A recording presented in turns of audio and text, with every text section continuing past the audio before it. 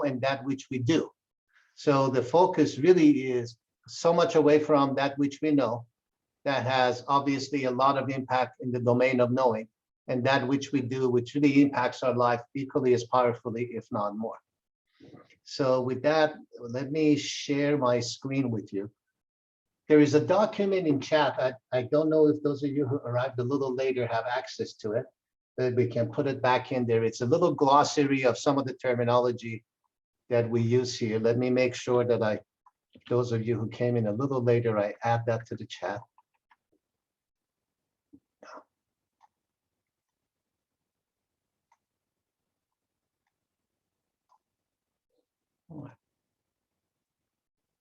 And now I will be glad to share my screen with you.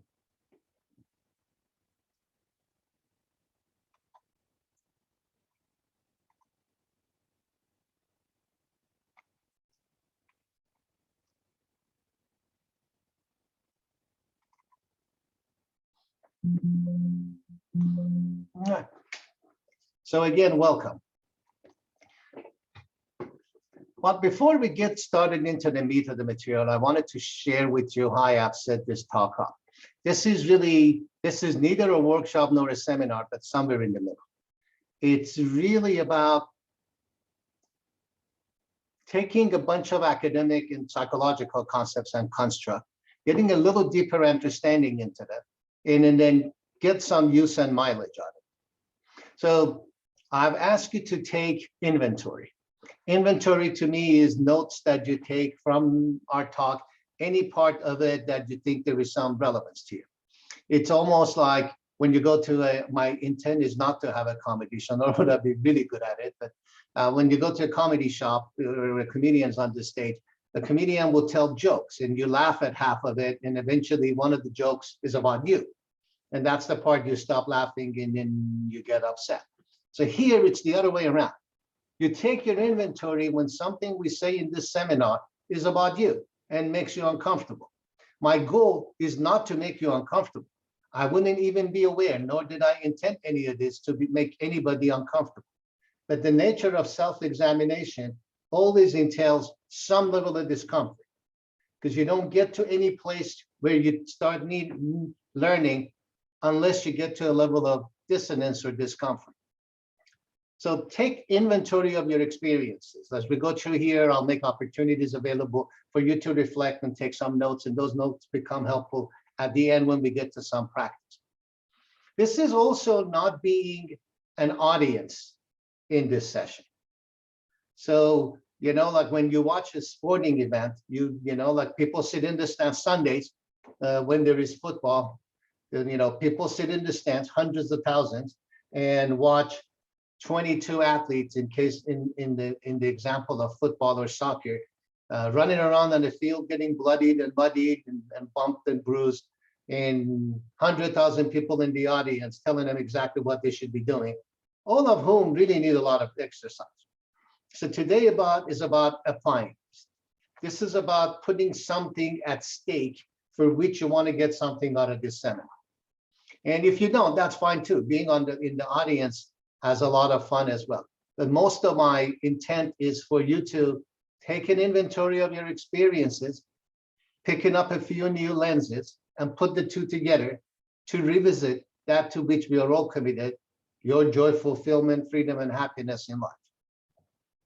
Well, so think about, as you take this inventory, the first sort of thing I want you to think about are the following. Think about when things offend you. Think about when things bother you. Think about when you get angry.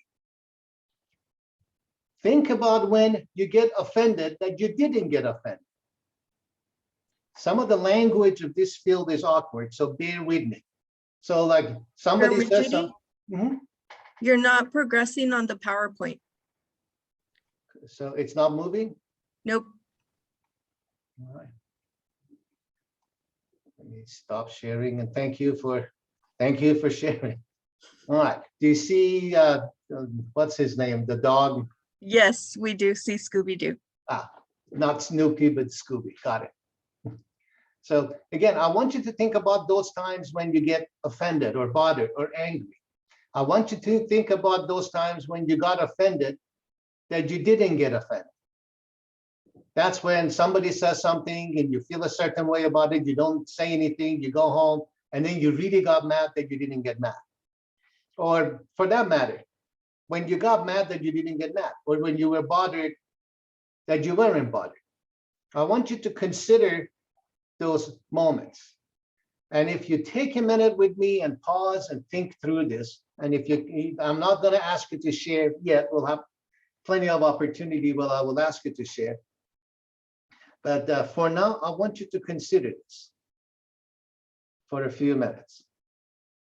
I'll be quiet and give you a chance to consider this.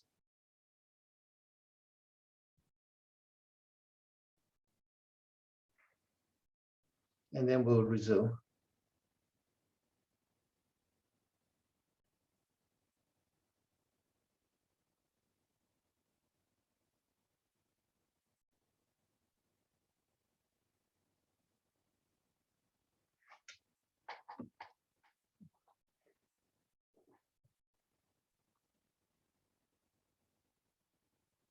This includes sometimes that you got mad and you didn't say anything. Times that you got upset that you didn't say anything, and then later got upset that you didn't get upset. Or on a lighter note, on a brighter note perhaps, that you had something to say positive. Somebody said something, you wanted to say thank you or some positive feedback, and you didn't give the positive feedback. Any one of those. Think about an instance like that.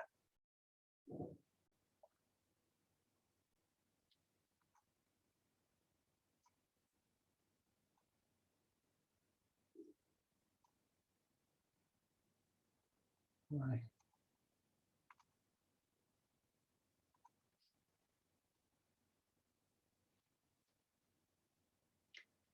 Dr. Gabby, are the slides progressing? Oh, excellent. So to give a little more meaning to this exercise, to give a little more oomph into it, you get out of things, anything, what you invest in. So my first request for you is, what are you investing into this seminar? What are you putting at stake? And for that, I want you to think about some area of your life, whether it's career, food, self-care, fun, confrontation, love, intimacy, etc., where you're stuck. Stuck has a particular meaning for me. Stuck to me means that things are the way they are, they're not changing. You're not happy, fulfilled, or content with it, but you're resigned to the way they are. So like, I have a job, I go to work, it's not the greatest job in the world, but it's a job. And you know, my cousin has it even worse. So that's what it is. I'm stuck in it. Right? Does that make sense? So think about some area of your life or multiple areas of your life where you are stuck. In a way, you are resigned to it, and you are resigned that you are resigned to it. And it could be in one or more of these areas. We're going to hit back at this at the very end of the discussion.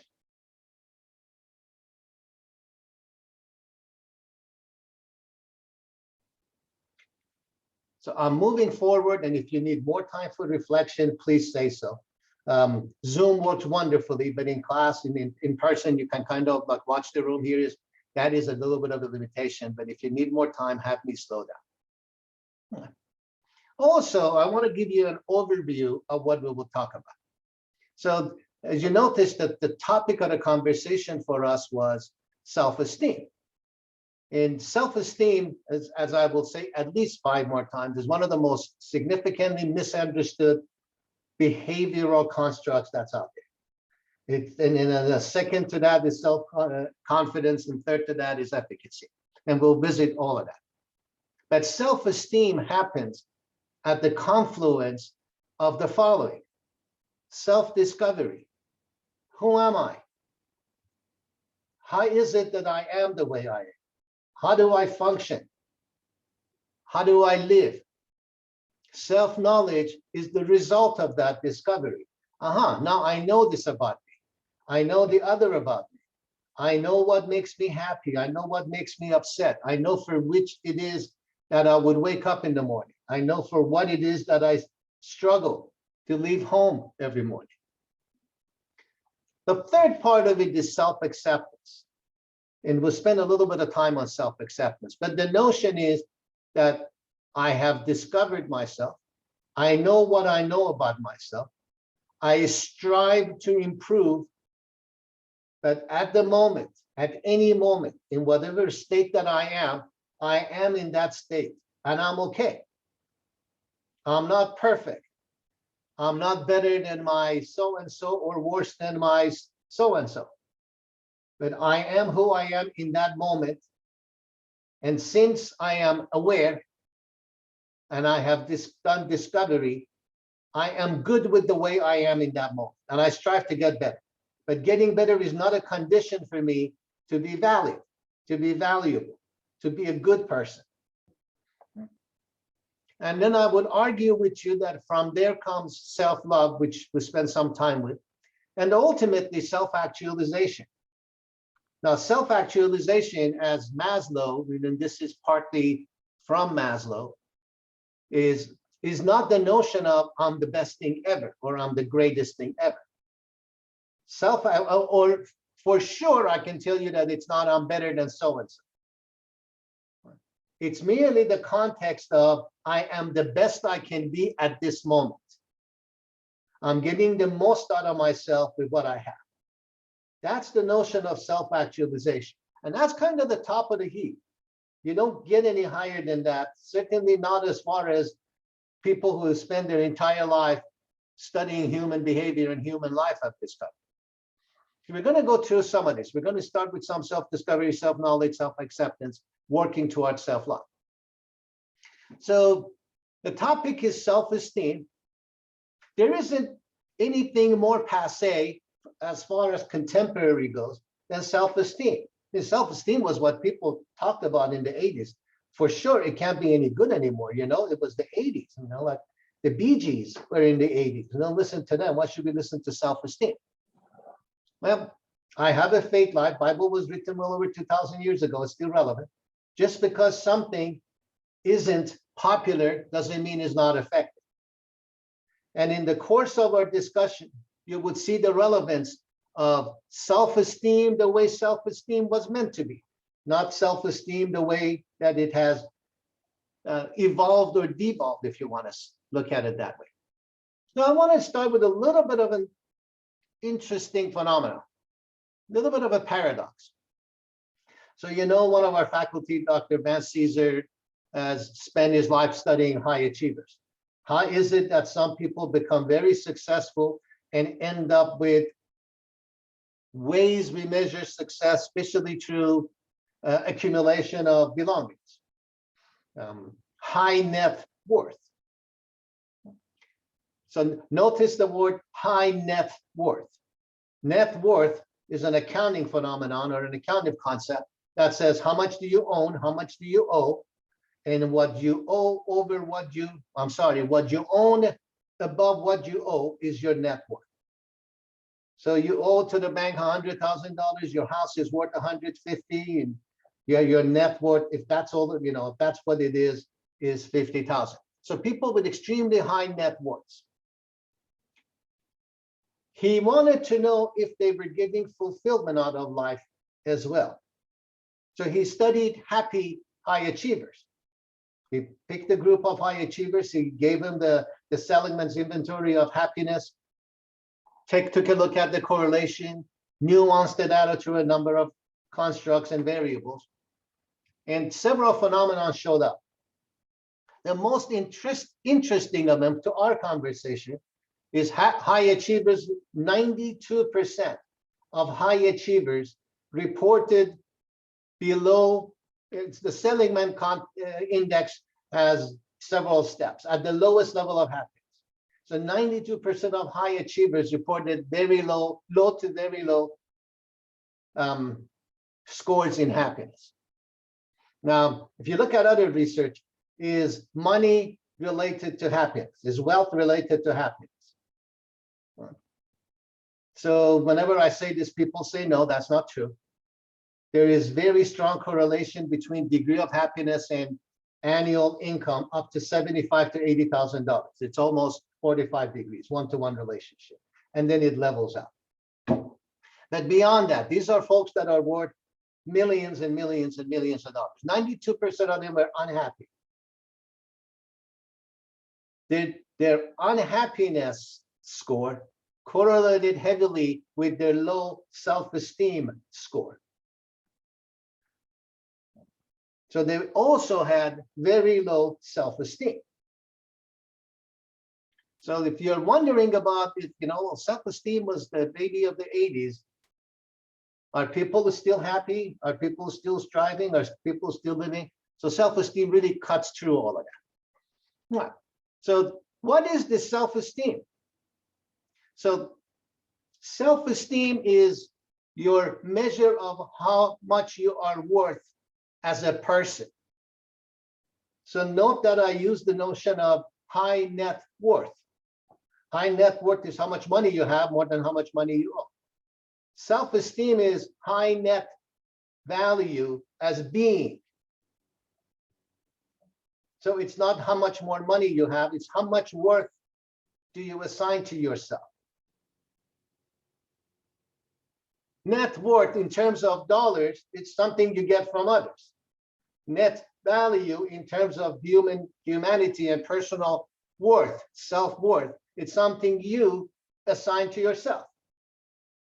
That's why, when I looked at this last night at the end, what do I call this? It was 10 amendments, not commandments. This is really how to look at the way you look at life differently, to amend it, not to follow rules. So there is a high degree of correlation with unhappiness and low self-esteem, especially among very, very, very successful people. Every time I watch television and some celebrity, athlete, successful CEO, etc., is on television, there is always the talk about how somebody told them they weren't good enough. How somebody told them they weren't valuable enough. How somebody told them they weren't valued as a human being enough. So there is plenty of reasons for us to dig into this a little bit. So we will dissect self-esteem a little bit more as we go, but I wanted to give you a sense of what it is like to be the opposite, to be a happy high achiever, not a miserable rich person. A happy high achiever has a high and healthy sense of worth, sense of esteem. Somebody like that is capable of accepting love for himself or herself unconditionally. You are a human being, you are not a human doing. So Gabby and I were speaking before, Dr. Gabby and I were speaking before the session, and she goes, how do you want me to introduce you? I said, Farzin. I mean, because that's who I am. The kind text passage that she read for me off of our website, it's about what I have done. I am not what I have done. I am me. What I have done is in my relationship and interaction with the external environment, who I am is about me and on who I see myself and what value do I give myself. So being able to give and receive love, accept love unconditionally. You don't love someone because they do all these things for you. You don't think that you are worth being loved because you have accomplished all of this, but for who you are. The second one, which again, some of these we're going to play with multiple times, is really the single most important concept in here. That you view yourself equal in dignity with everybody else. You see yourself equal in dignity with everybody else, and you see yourself at a high level of dignity and worth, but as high as everybody else. Nobody, some people may have more talent than you. Some people may have better eyesight than you. Some people may have written more books. Some people may have earned more money. Some people may have traveled all over the world, have accomplishments that are higher level than you ever way you measure them. But in terms of dignity and humanity, you're very worthy. You have a high esteem as much as everybody else. No more, no less. This is the part that gets lost in the common understanding, contemporary and common understanding of high self-esteem. People think that people with high self-esteem are better than others. That's not what self-esteem is. That equality of value and worth as a human being at a high level with everybody else. As such, you know there are things you do well. You know there are things that you're absolutely terrible at. None of that changes your worth. You make mistakes. I hope you make mistakes. But that doesn't determine your value. That doesn't determine your worth. Even if you do make mistakes and you do stupid things and you do silly things, you still have esteem. Everybody makes mistakes. That doesn't deter your worth or value. When you go through normal ups and downs of life, they're just fluctuations. That if you made money today, you don't become a better person, and you lost that money, you don't become a worse person. These are normal ups and downs of life. None of them define you. None of them determine your value and worth. So you got a flavor of what healthy self-esteem is. Self-esteem is very different than self-confidence. People mistake the two. Self-confidence and self-esteem are very different than self-efficacy. There is overlap, or rather correlation, between the two. Usually people with high self-esteem have high self-confidence and higher self-efficacy, and vice versa, but they are not the same. When you have a salad, you often have cucumber and salad and lettuce. But cucumber and lettuce are not the same thing, that they go together. So I wanted to take a little bit of time, and there may be a little too much detail in here, and I'll go through it a little faster, distinguishing confidence, efficacy, and esteem. So the term confidence, self-confidence, is generally, and the term I like, I put on the slide, nondescript. So it's a general belief. It's a broad sense of belief in one's abilities for being able to do things. You know, some people walk in a room and, you know, like no matter what the problem is, they think they can deal with it. Or they think they cannot deal with it. So it's a general, broad sense of whether I can or cannot do things. All right. So you may say, for example, I am extremely confident that I can play football. I'm extremely confident that I can't learn how to use an iPhone. Or I'm extremely confident I can figure out how to fly a helicopter. It's a general, broad discussion of one's assessment of their abilities to do tasks. So it is a broad catchword. It is not a specific remedy to a specific solution. That is self-efficacy. So self-efficacy is a belief in one's abilities, agency, to produce certain given levels of attainment. So whether your confidence is high or low, you may say, I'm really, you know, I have efficacy in teaching. I have efficacy in fixing automobiles. I have efficacy in selecting jewelry. So it's a really special case, a special situation within the broader sense of confidence. It's really a strong positive belief as well as this skill set to do something. So I may say, I'm pretty confident I can play any sport, but I have high efficacy that I'm good at baseball. That is, I have the belief and the skill set. That's what separates efficacy from confidence, and neither of the two address one's worth, which is self-esteem. Wanted to walk you through a little bit of self-efficacy. If you're interested in this, came out around The original article by Bandura came in about 97. And his definition or her definition is belief in one's capabilities to organize and execute the course of action required to produce a given attainment, skill, and belief. What I have in bold letters in the middle of the screen, the power and the will to originate a course of action is the key notion of personal agency, personal responsibility, personal efficacy. So for an athlete, you believe that you are able to win. You're able to produce the results that will help you win. That motivates you. You believe that you can actually win with the level of skill that you have. And the two of them becomes efficacy. You become a motivated athlete that would apply his or her skills hard to get to where she wants to have. Now, efficacy has 4 components to it. I will go through 3 of them. One I have highlighted in the middle of the screen is the one we're going to pay a little more attention to. So how do you develop your self-efficacy? First one is successful performance and mastery experience.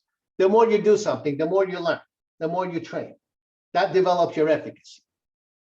The second one is vicarious experience. When you see others do something well, when you have role models, when people who look like you, act like you relate to, perform those tasks. So it's like, role model, I can do that. The fourth one, I'll come to the third one, is physiological feedback. So when you do something, what does your body tell you? Well, how does your physiology connect to you? And the third one, that's important because we're going to hit on it several times down the road, is social persuasion, encouragement. Your coach, your mentor, your evaluator gives you positive feedback, your peers, helpful verbal statements that tells you you can do it, that tells you you can succeed. Those add to your efficacy. So pause for a moment, because in the development of these constructs, something got derailed right about here. So from this came the notion of, since efficacy and esteem are highly correlated, and to develop one efficacy, you give them positive feedback. Therefore, if you want to build somebody's self-esteem, you give them excessive praise. So I want to cut that cord for us right here. Excessive and unwarranted praise is not a tool of developing self-esteem, rather is one to deplete, diminish, and hurt one's self-esteem. So yes, praise and no negativism and all of that helps people develop their skills, not their esteem. So keep that in mind as we go through this part to get to self-esteem. We have a number of tests in here. They're not really tests. They're kind of like pause and reflect. Some of them I jokingly called fake tests. All right, so when we get to the fake test, you'll see what I mean. This is a passage that's paraphrased out of a book by Viktor Frankl, Man's Search for Meaning. And it really gives you a shot at looking at, do you have beliefs of self-efficacy? And to some extent, the next topic we'll talk about, locus of control. So the words are very precise. And if you haven't done this exercise with me, some of you may have done this exercise with me. If you haven't done this exercise with me, I'm going to ask you to volunteer to share an experience with me in which this wasn't true for you. Okay?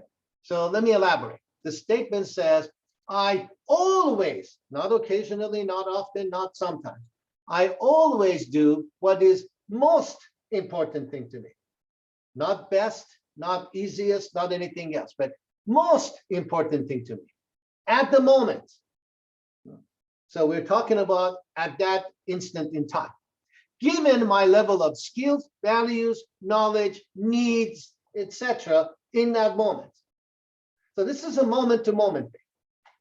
In any moment, you always do that which is most important thing to you in that given moment, given your values, needs, fears, knowledge, skills in that moment. So I'm going to ask you, if you're inclined to do so, to share with me an example of one time when you didn't do this. So I'm not asking you to share with me a hypothetical situation. So don't say, well, if this and that and the other. No, I'm asking you to give me an actual situation in which you didn't do this. So don't give me an example of, yeah, I did this. Give me an example of when you didn't do this.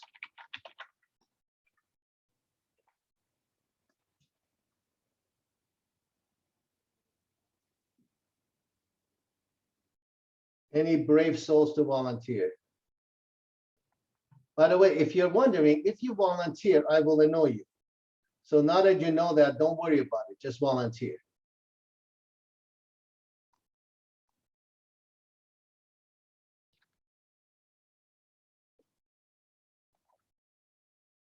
I don't see any hands raised, so that tells me every single one of you, absolutely, all the time, always, do what is most important thing to you at that moment, never anything different. We need one example. Yeah, one example, but don't give an example that agrees with me. Give me an example of when you did something that wasn't most important thing to you at the moment, given your skills, values, fears, needs in that moment. At the moment I'm learning, the most important thing is learning, watching this workshop, right? Otherwise, I wouldn't be here, because my time is very valuable. Excellent. So you're agreeing with me.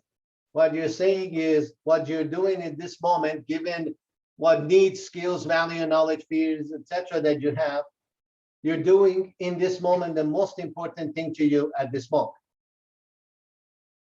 Yes? Yes. Okay.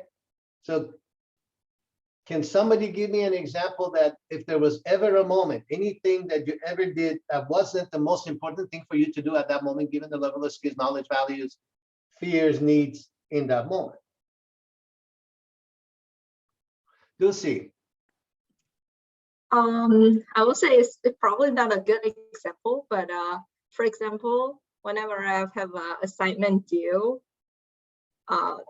coming soon, I would always cleaning my house, like walking the dog, do everything else except doing my homework. So I think at that moment I was not doing the most important thing to me. So the example is that there are times when you have homework to do, school stuff to do, and school stuff is pretty important, but instead of doing that, you would do something else, like clean the house. Yeah. Okay. So why did you clean the house? Because I don't want to do my homework. All right.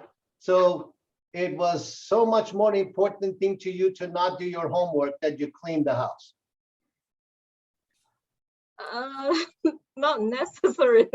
I just don't want to do the homework. Right. So avoiding homework was really important to you, and you chose to clean the house instead. I think so. At that moment, yes. Right. So in that moment, avoiding doing homework was so important thing to you that you avoided doing homework. Yeah, I think so. Okay. So like you're supposed to disagree with me, not give an example that agrees with me. Well, thank you. So, There's a couple of other people with their hands up. Dr. yes, Madjidi, if you'd like Dr. to try. Baharak, Dr. Beheshti, I should say. Good to see you. Thank you. Good to see you too. So, well, it's hard to confess, but honestly, I am mostly pressed to do something that is not most important to me, because the most important thing to me, of course, is my family, but I constantly have to ignore them for the sake of my work. And I have to work extra hours outside of my paid time because I don't want to be judged as incapable. So Right. I ignore the more important people for the sake of something that needs to be done. Okay. So you have to do your work, right? You Yes. can't develop an image or an understanding that people would say that you're not working hard. Fair? Mhm. So Yes. it's really important to you not to have that image. Yes. So you work long at the expense of not spending time with your family because it's really important for you to do your work. Well, and I'm don't not know saying if it's- this is the best thing for your family. This is not a value judgment. This is an importance judgment. I don't know if it's importance or if it's pressure, like you have to do it, but the family doesn't put that pressure on you. So it's really important for you to attend to that which puts pressure on you. Seems like I have to. Yes. Yes. Because in that moment, it's more pressing, more important to you to finish your work than to go home. And it doesn't mean your family is secondary. It doesn't mean you don't love your family. It doesn't mean it's the best thing for your health. It doesn't mean it's the best thing for your family. It's just in that moment, it's really important for you to attend to your work. Okay. Thank you. Chris?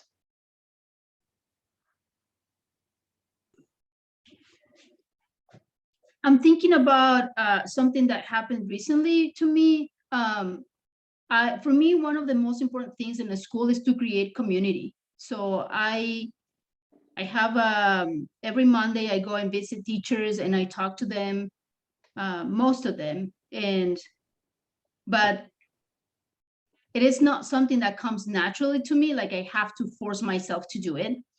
And last week I didn't do it. And I decided to play with my Oculus in my office instead of doing that.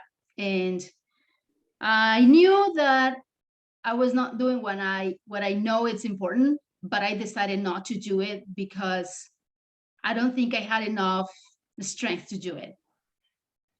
And when one doesn't have the strength to do something, it becomes quite cumbersome. Well, then I feel bad about myself, and then I judge myself the entire week for not doing it. Right. So this is, in a way, self-efficacy helps you with that judgment. To give yourself this space that, hey, I just wanted to play with the Oculus 3D or VR glasses. It doesn't mean I'm not good at my job. It doesn't mean I'm a bad person. It doesn't mean that I should or shouldn't have done it. Just in that moment, I just wanted to play with the Oculus. And I did. Yeah. Dr. Madjidi, can I intervene? Please. Yeah, I understand that self-efficacy. What I understand is that self-efficacy should be result-oriented. Am I right? No, self-efficacy is a value, belief, and capability. When those are applied, they yield result. Result is, yeah, that's what I'm trying to say. Result-oriented, because self-efficacy is not, it's not the end game. It is something you have. But how can you apply that self-efficacy in real-life situations? And I understand that if you have that self-efficacy, you should be able to use that given my level of skills, values, and knowledge, to apply something, whatever my goal is, and go to result-oriented. I feel it shouldn't be stay in ambiguity. It should be end with end game, end work, and should gain something. That's what I understand.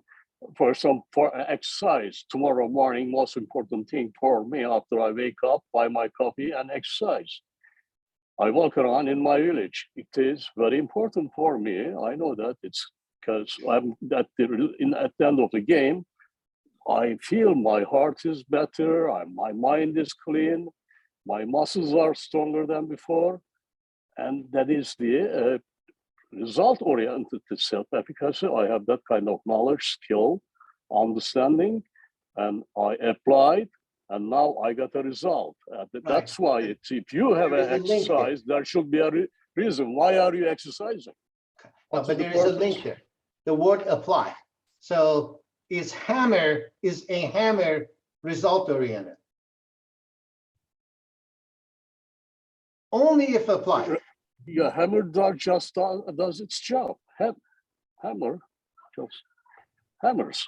Right. So self-efficacy is a construct. If you put it to use, it yields result. But it's not by nature result oriented. A hammer by nature creates results, positive or negative, but it's not result oriented.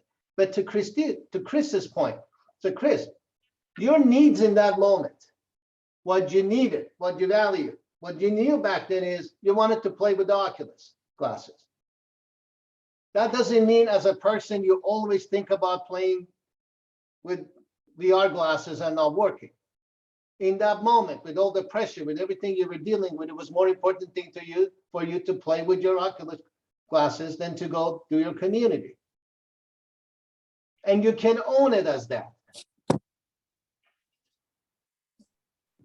See, the agency part is I can own it as that. I chose to do that. It's not a judgment on me. It's a choice I made. And in every moment, I choose what's important to me in that moment. I know I shouldn't eat cheeseburgers. But when I'm really hungry and I'm going by and the aroma comes, it's more important thing to me to eat that cheeseburger than not, like have a better blood test at the end. In that moment, given my needs and knowledge and everything, in that moment. And I may make a mistake. And that's not a mistake. That's what I would have done. And when I make a mistake, the new knowledge, the new value, the new schema I develop helps me better assess and stay with that which has priority for me. Dr. Garg, thank you for being patient. No, not at all. When you put up this question, I thought about there are a lot of incidences when I think that I have done something which I didn't want to do, but I have done it. Say it will be social engagements, it might be something at the workplace which you are doing. But when I think more about it, I feel that I indulged into it because it is somehow important to me. Yeah. Maybe to create a peace, or maybe to just get away from some guilt or something, and I can do what is important to me with peace of mind. And it will lead to do that thing better. So whatever we do, there is some reason. If at work also we are doing something which is actually we don't want to do, the reason might be behind it because we need the work also, and maybe it is to support our family and to be peaceful when we get back to home or something. So I feel at the moment, maybe whatever I'm doing might be having some reason and important at that time when I really reflect on those things. Yes. So that's what I feel. There are a lot of things which might have done with a lot of resentment at that moment that I don't want to do, but I have to do it because of some reasons. But those reasons are also important. Maybe I want social recognition. Maybe I don't want to be out of that social network. Maybe that is that, but I do it because that is important to me. That's how I ultimately feel. I don't know.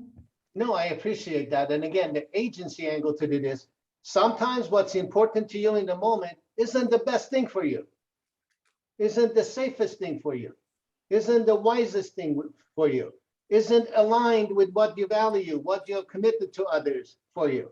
But it's in the moment, it's important to you. And unless we parse this out, that in the moment, we may do things that are most important to us based on what we know, what we do, and what we don't know, and what we need. Then later on, it may end up being not the best thing. And those are two different things, and we should give up the judgment around it. I had to, a while ago, I had to go get a friend, bail a friend out from police arrest.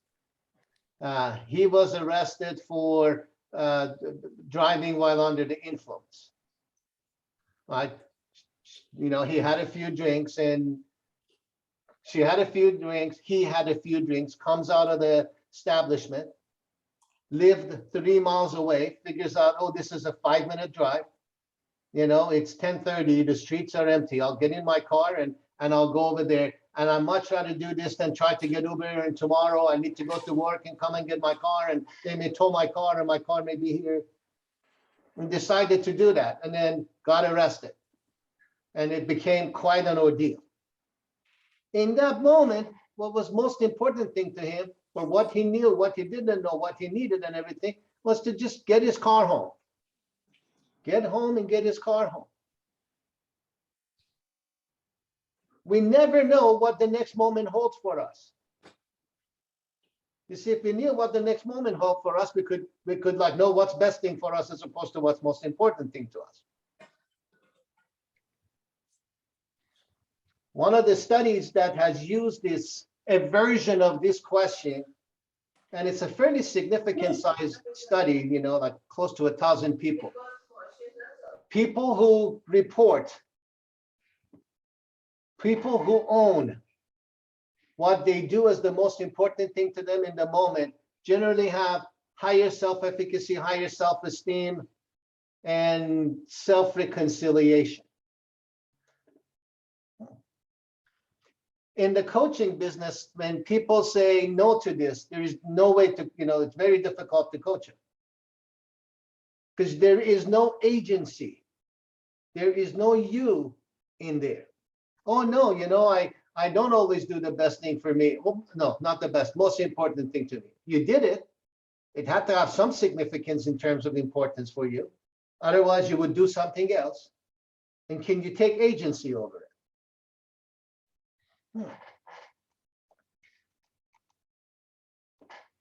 So this is our first break to take some inventory.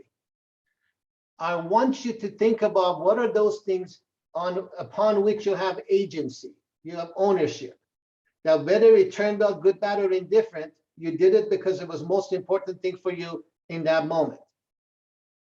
However way it turned out, no judgment. What are things you are really good at?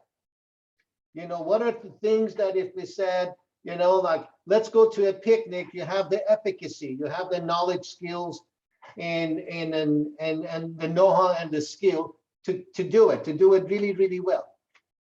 Okay. So I want you to take a moment and jot down 1 or 2 or 3 things around which you have high self-efficacy, high agency. Nobody needs to tell you how to do it.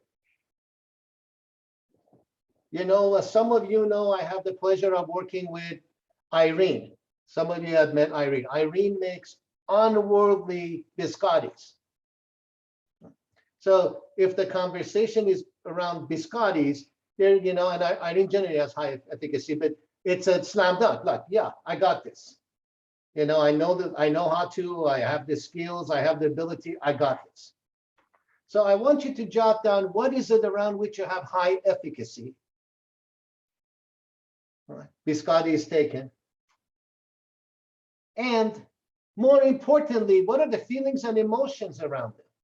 So if your biscotti is teaching a class, how are you feeling when you're teaching that class?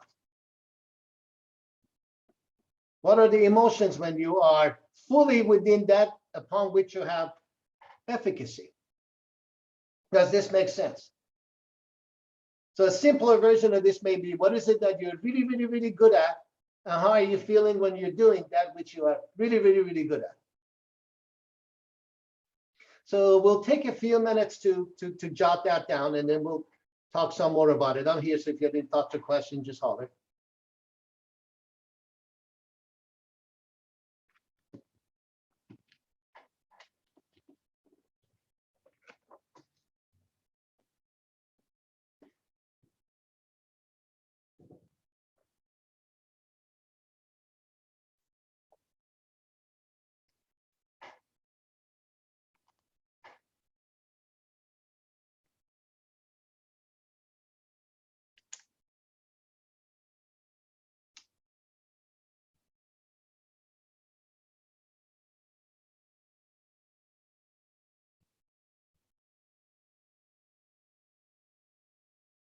And obviously, one of you is going to volunteer to share. May I again? Please. Uh, I love to express my mind, my opinions, and I do not hesitate for that. And I prefer now and writing whatever in my mind, like blogs or whatever. I use LinkedIn, for example. I express my mind, and after I am done, I feel good. And then I also feel that when I express my mind and I receive feedbacks, and then I feel, oh man, I influence some people, and I just another seed, another person received from me, and then that seed is going to flourish, and they make help to that person. That is not for me only, because at the end of the game I feel good, but also it helps the others. That's the thing I like. Yes, I feel good. Also, I want the other people feel good, like you do right now. Probably when you give that workshop, your self-efficacy and your feeling, your emotion, you are going to be satisfied. But at the other hand, you are helping me learning something. And that learning also helps me to satisfy what I learned from you. That is another thing, maybe a win-win situation. So my self-efficacy, I love express my mind, especially in writing form. Got it. So your self-efficacy is about writing persuasive pieces, expressing your mind in a way that influences others. Sure, yeah. And when you do that, you feel accomplished. You feel you've contributed. You feel good about yourself. You feel worthy. Yeah, Excellent. exactly. Mm-hmm. Thank you. Anybody else?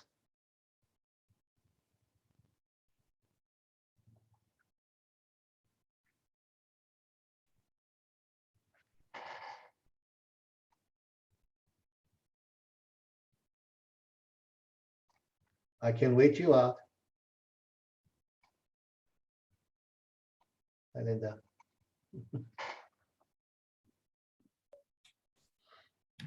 I can contribute. Please. So, excuse me, as a librarian who's been in her job in my career for a good 30 years, I am pretty competent when it comes to researching databases and finding literature. Yes, in fact, as an expression of gratitude, when I hit a dead end, I know about your efficacy. So I know if I come to Dr. Brahme and say, hey, can you help me find this article? And within a minute or two, you generate that. And so on top of that, I have job security. Yes, especially as long as I'm around. And I make others believe that I know what I'm doing. So obviously. But the efficacy is there, the agency is there. Mm-hmm. Like, Maria's got this. And when you do that, and when you find that impossible to track down article, and we have had those moments, so I can attest to that. How does that make you feel? Yeah, just like the previous speaker, it's very satisfying and rewarding to be able to meet someone's needs and do so efficiently. So I feel good and yeah, rewarded and satisfied and positive. Very, yeah. Helping others, you mean?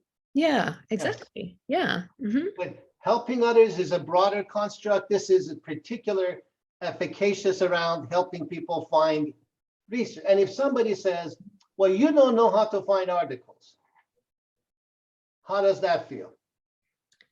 I don't buy it. I know that they're wrong. Yes. So you see what efficacy generates. You see, when you're within what you do well, the sense of esteem. I don't know if you picked up on the energy both of them had when they were sharing. I don't know if you noticed the smiles. I don't know if you noticed the joyfulness. And notice that with that efficacy comes a sense of security where somebody's being a jackass and says, well, you don't know how to find things, whatever. So starting to accumulate not what you do, but what you're capable of. Not as a measure of your worth, but as a measure of your contribution, gets you started on the path of valuing your being as well and in parallel with what you're doing. Right. A similar concept to this is locus of control. Right. So locus of control is your belief system. Where do you think, what do you think causes of your experiences and factors that attributes to your success and failure? What is it that let you succeed and what is it that let you or causes you to fail? Is it something you do?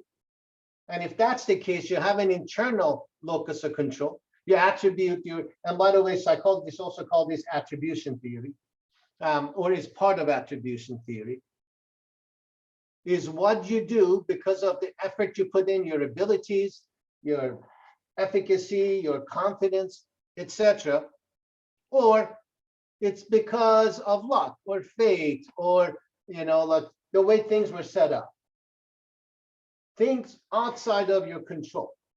When you rely on things inside of your realm of control, internally, you have an internal locus of control.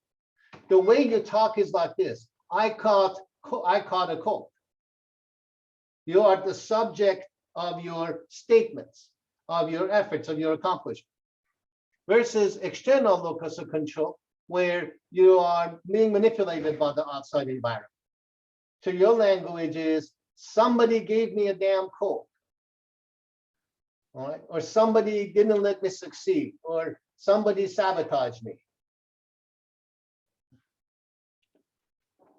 So a couple of things we know about this.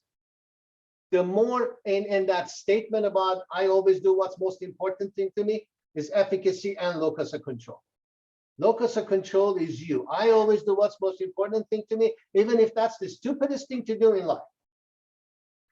I have had people who have acquiesced to violence because it was more important thing to them to go home and see their family that night than to win that fight. That's locus of control and efficacy together. People with an external locus of control are a lot more likely to suffer from anxiety. Because when you run into turbulence, there isn't anything that's going to help you that you can do. If you're stuck in a storm, you're a victim of the storm. There isn't anything you can do. People with internal locus of control, if there's a storm, well, let me go find a rock and crawl under it to keep dry. There is no value judgment attached to external or internal locus of control. There is no good or bad attached to it. But what we know from, and this is fairly settled science, is people who have a higher internal locus of control, people who see themselves as cause of the matter in everything that comes up to them in life, tend to have higher self-esteem, tend to score higher or experience higher levels of happiness. So it makes sense in a way, like I can create my own happiness versus I got to sit there and wait for somebody to make me happy. Or they tend to be more achievement oriented. And they tend to get higher paying jobs. In fact, there was a time where a lot of companies would do these personality preference tests to check for locus of control. Is this somebody who I can say, hey, I need breakfast for 8 people meeting tomorrow morning, and this person will go get it and bring it and everything, versus somebody who would say, I need breakfast for 8, and they want to know exactly like how many donuts, how much coffee, how many cups, how many this, how many that. Ability to generate, ability to work out of a sense of internalized ownership. So here are some words associated with this. There's a lot of research in attribution theory. To what do you attribute your success and failures or experiences in life? This is a part of a emerging science called forensic. You're familiar with forensic pathology? Right, like when somebody kills somebody, these guys that come in and figure out, you know, like who the person was based on forensic. There is forensic linguistics. There are ways to use somebody's language forensically to detect deception, to detect manipulation, etc. So forensically, in that sense, these are some words associated with internal locus of control. I know it's up to me. I have to learn how to become more successful. Notice the prevalence of I. I am responsible for what happens to me in my practice. You know, like if you're an architect and your business suffers, it's not because engineers are doing the work of architects and, you know, nobody understands in this country what architecture is, etc. Rather, I got to do something to create success for myself. People with internal locus of control can deal with ambiguity, lack of the structure, organic nature of things. And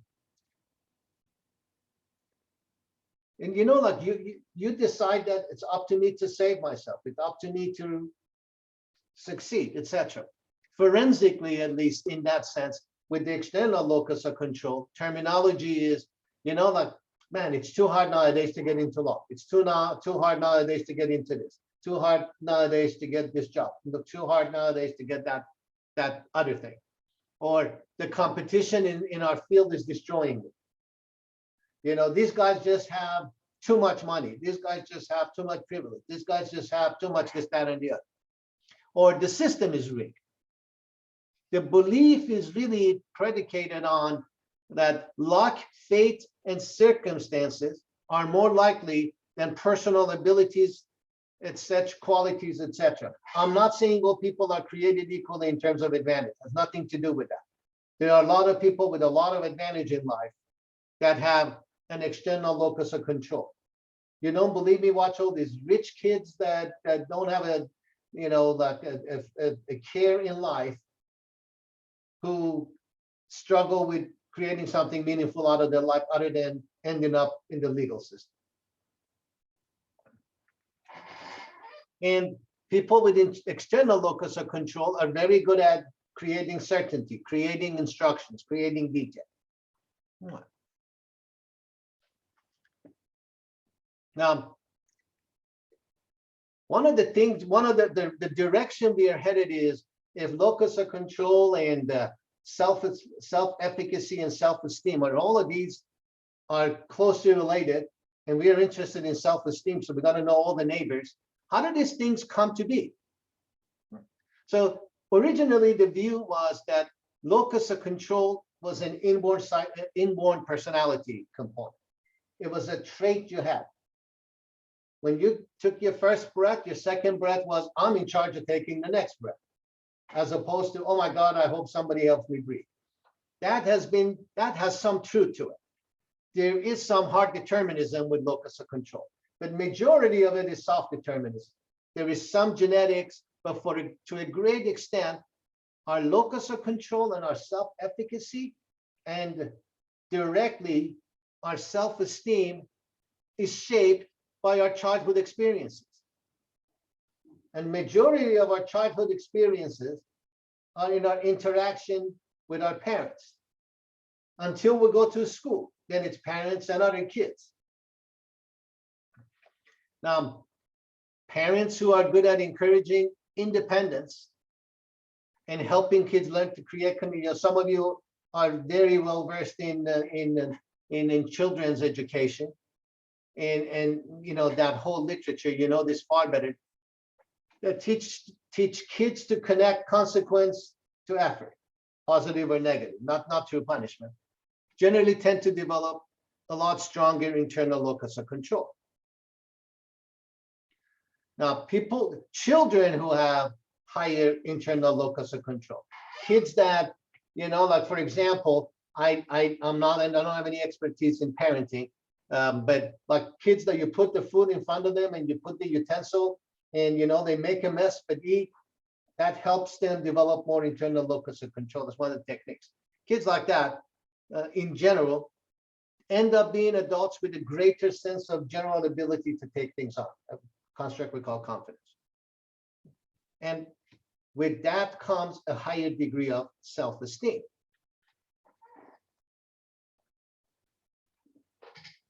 So time to take inventory. I want you to pause for a few minutes and look at, and by the way, most, if not all of the constructs we talk about are not binaries. They're not a yes or no. They're not an I have an internal locus of control or external locus of control.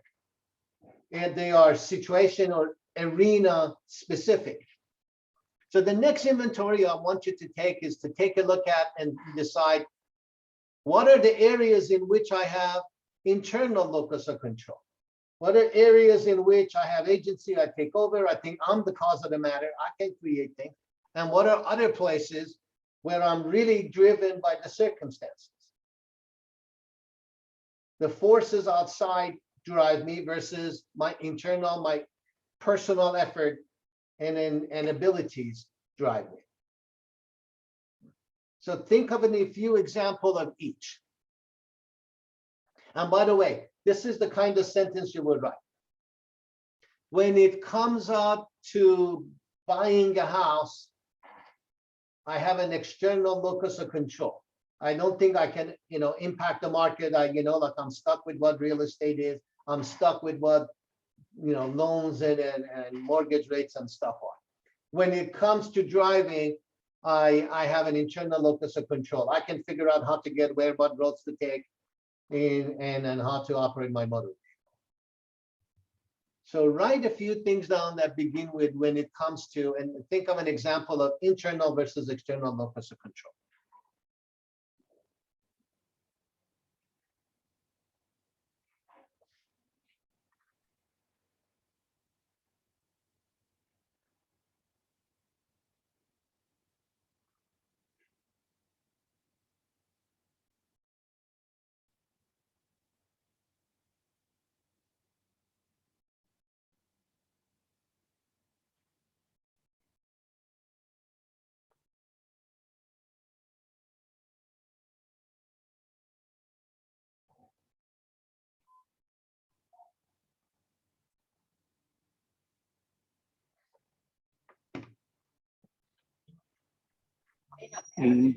May I jump in again?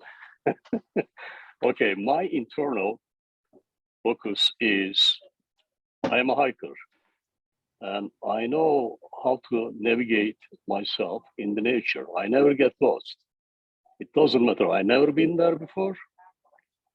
I can easily orient myself and go and find civilization.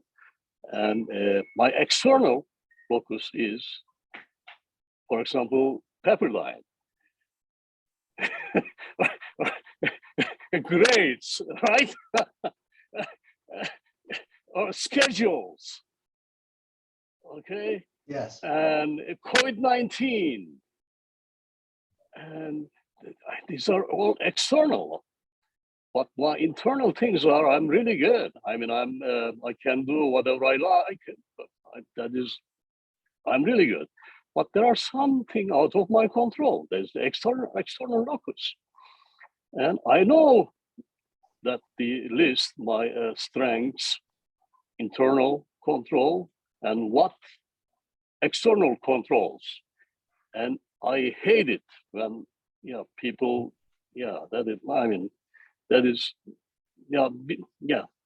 anyway, we need balance. So I guess this is the thing. It's interesting. You mentioned COVID. One of the folks that does a lot of work in this area was sharing with me the other day. instead that one of the things they're observing is people with internal locus of control wear 2 masks. People with external locus of control wear a mask, but are unhappy other people didn't wear masks. Okay. This is with COVID. You know, masks are, I'm not like making this saying this scientifically. To me, masks are like seatbelts. You know, I wear mine. If the guy in the next car doesn't want to wear theirs, oh, you know, like that's not going to affect me. I'm protected. So, you know, people who have an external locus of control think that if somebody else doesn't wear a mask, they infect you. I'm not saying this is right or wrong or true or false. These are beliefs. But whenever, you know, like you see somebody with 2 masks and they're not worked up by when nobody else wears a mask, that's that kind of internal locus of control. Yeah, but when somebody mandate or impose wearing mask, it's external. Or when somebody mandate, You know that everybody, half of the country are anti-mask. yeah, everybody is going to have to vaccinate it. Well, Okay, not everybody is vaccinating. that is because they want to control. Yes, they want to control you, mandate you. So consider this, that the person who doesn't get vaccinated, their perception is, I can take care of myself. I get COVID, I can deal with it. I'm not saying this is good, bad, right, or wrong, merely the state of mind. None of it is true. None of it is false. Just the approach to life. What is it that you believe? It's your belief. So anybody else wants to share when it comes to sentence?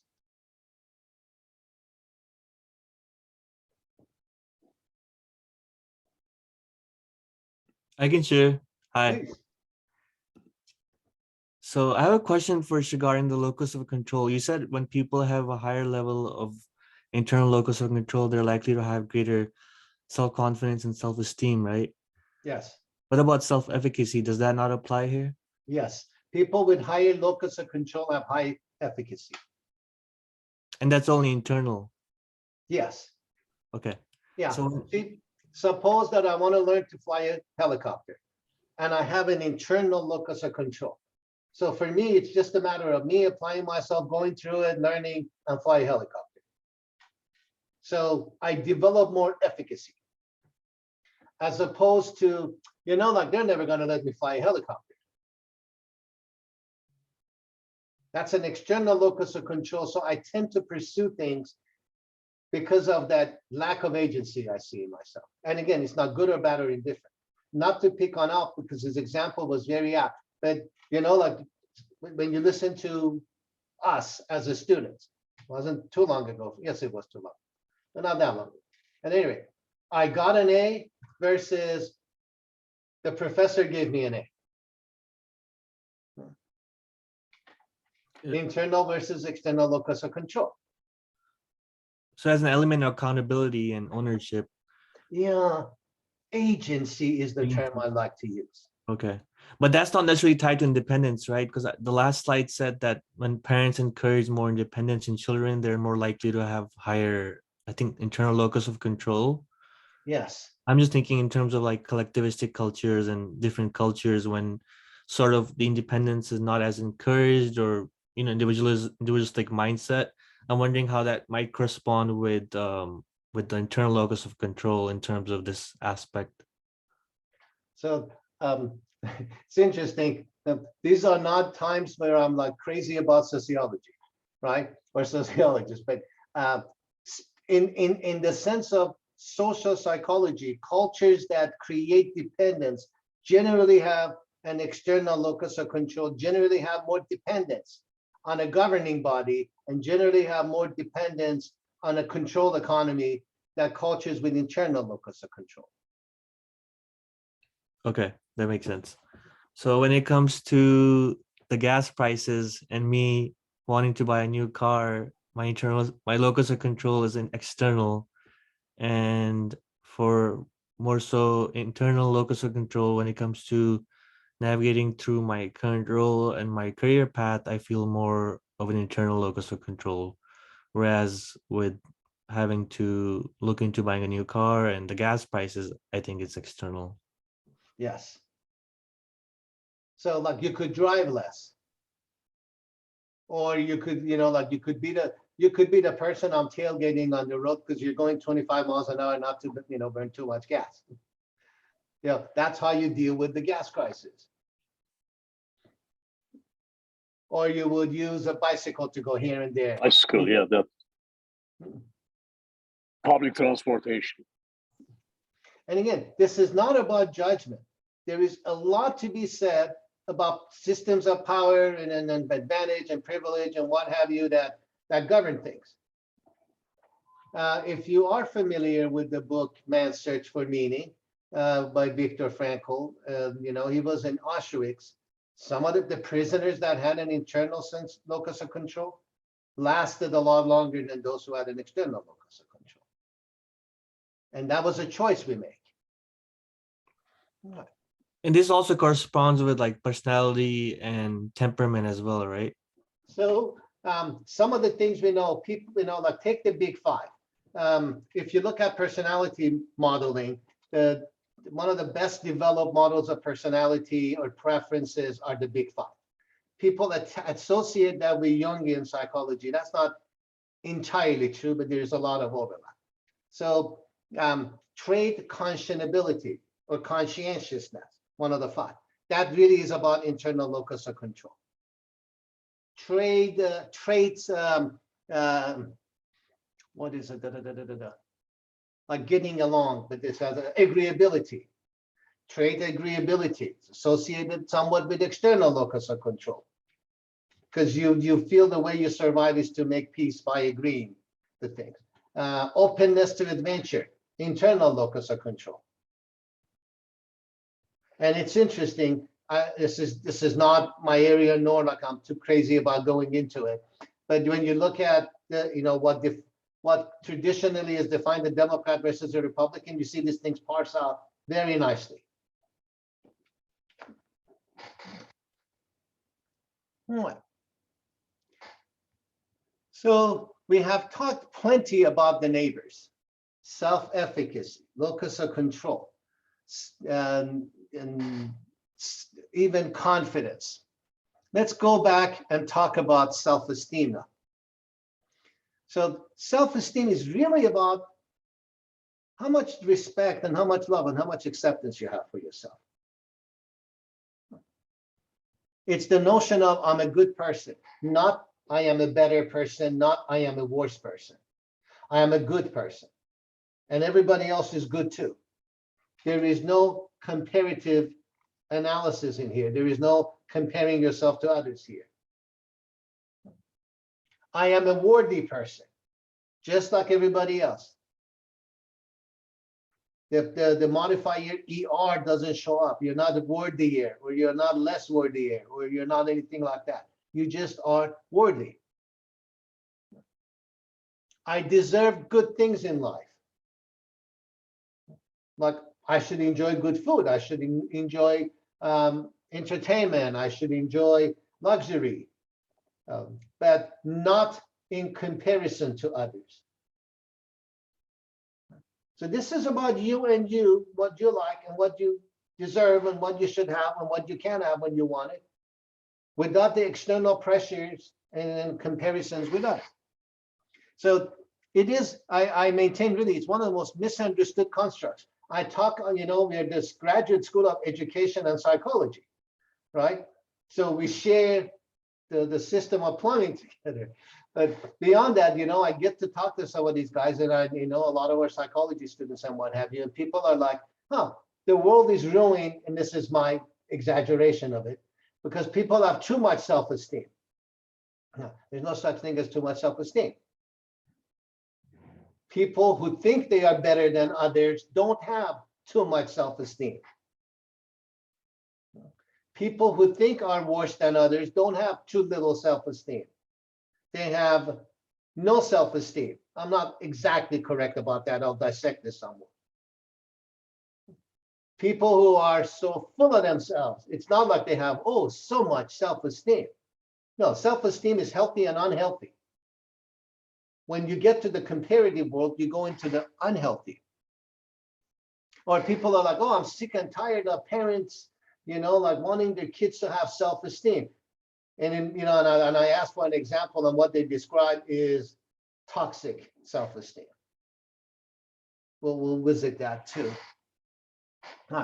So it would not be an evening or anything that I'm around and I don't evoke a Persian proverb. That would just be sacrilegious. So here are 2 Persian proverbs, and notice they are in red.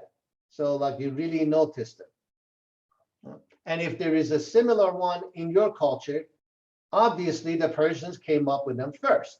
That goes without saying. So the first one is, for all vice and virtue in the world, a little bit of it is medicine. Heals and is good for you and what have you. A modest amount of it is food, nourishes you, nurtures you. Too much of it is poison. For all vice and virtue, a little bit of it is medicine, modest amount of it is food, and a lot of it is poison. So self-esteem is the same thing. A little healthy self-esteem is like medicine. A healthy amount of self-esteem nurtures you, helps you grow. Too much self-esteem on either side, good and bad, or healthy and unhealthy, is poison. So self-esteem is really about moderation, not too much and too little.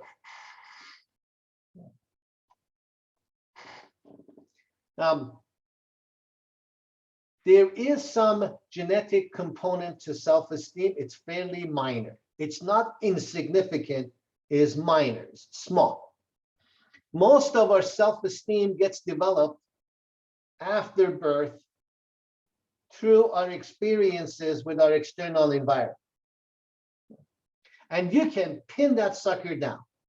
People who are really, really, really good at therapy, especially cognitive therapy, are able to help people recall and bring back to present exactly instances and things that created some degree of depletion to their self-esteem.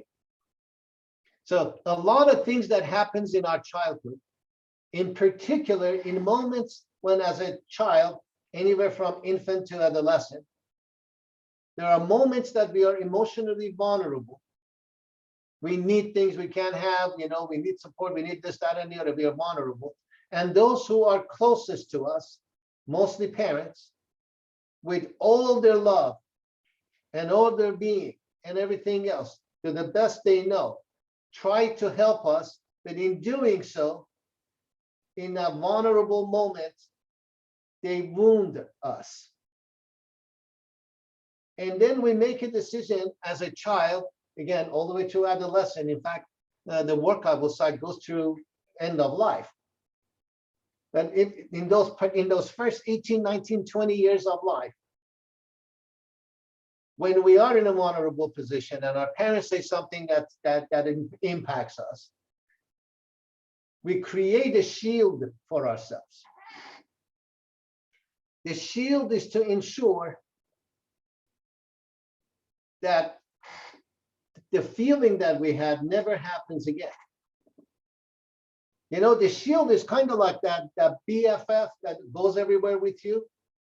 And like you met someone, you went out with them a few times, it turned out really bad, and your BFF knows, and the next time you're someplace, somebody similar to that person shows up, and your best friend is like, you are not going to talk to that person.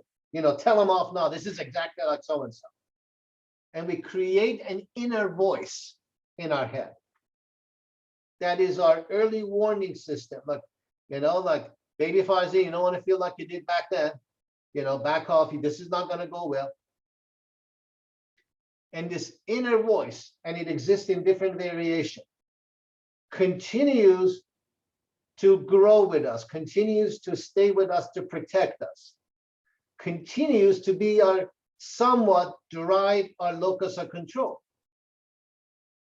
continues to guide us and push us through doing things, making decisions for us in order to protect us.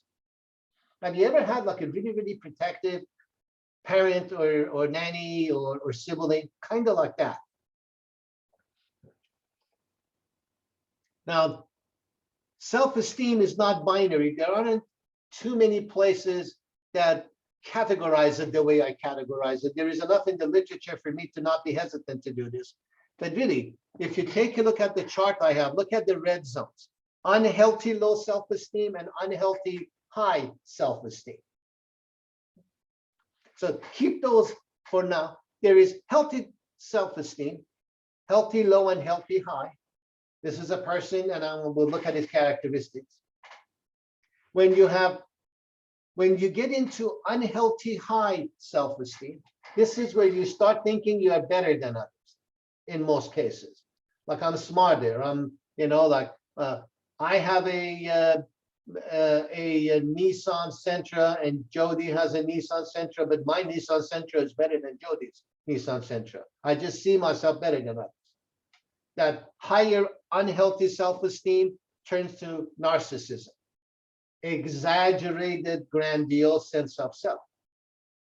And if it goes higher, it reaches to psychopathy and sociopathy. So people with extreme self-esteem, extreme grandiosity, etc., have sociopathic and psychopathic behavior, if not certainly narcissistic. And notice there is no like line drawn in the sand. When is it that you feel really good about yourself, and that's healthy high self-esteem? And where is it that you feel so good about yourself that you're a narcissist or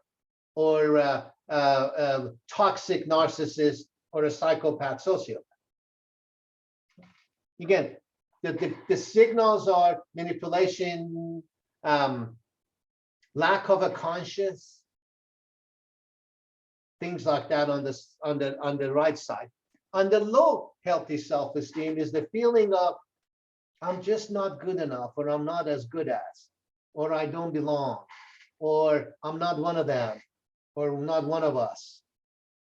And that manifestation of it on the low side is really depression, anxiety, anger.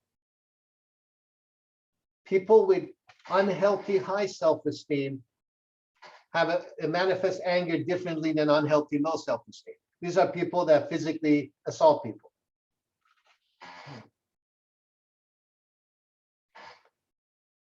Now, I want you to, that big blue block on top, that's really important. So if, like if I had to give you 3 nuggets for tonight, one of them would be self-esteem is about high worth and high value of yourself, but not higher or lower than anyone.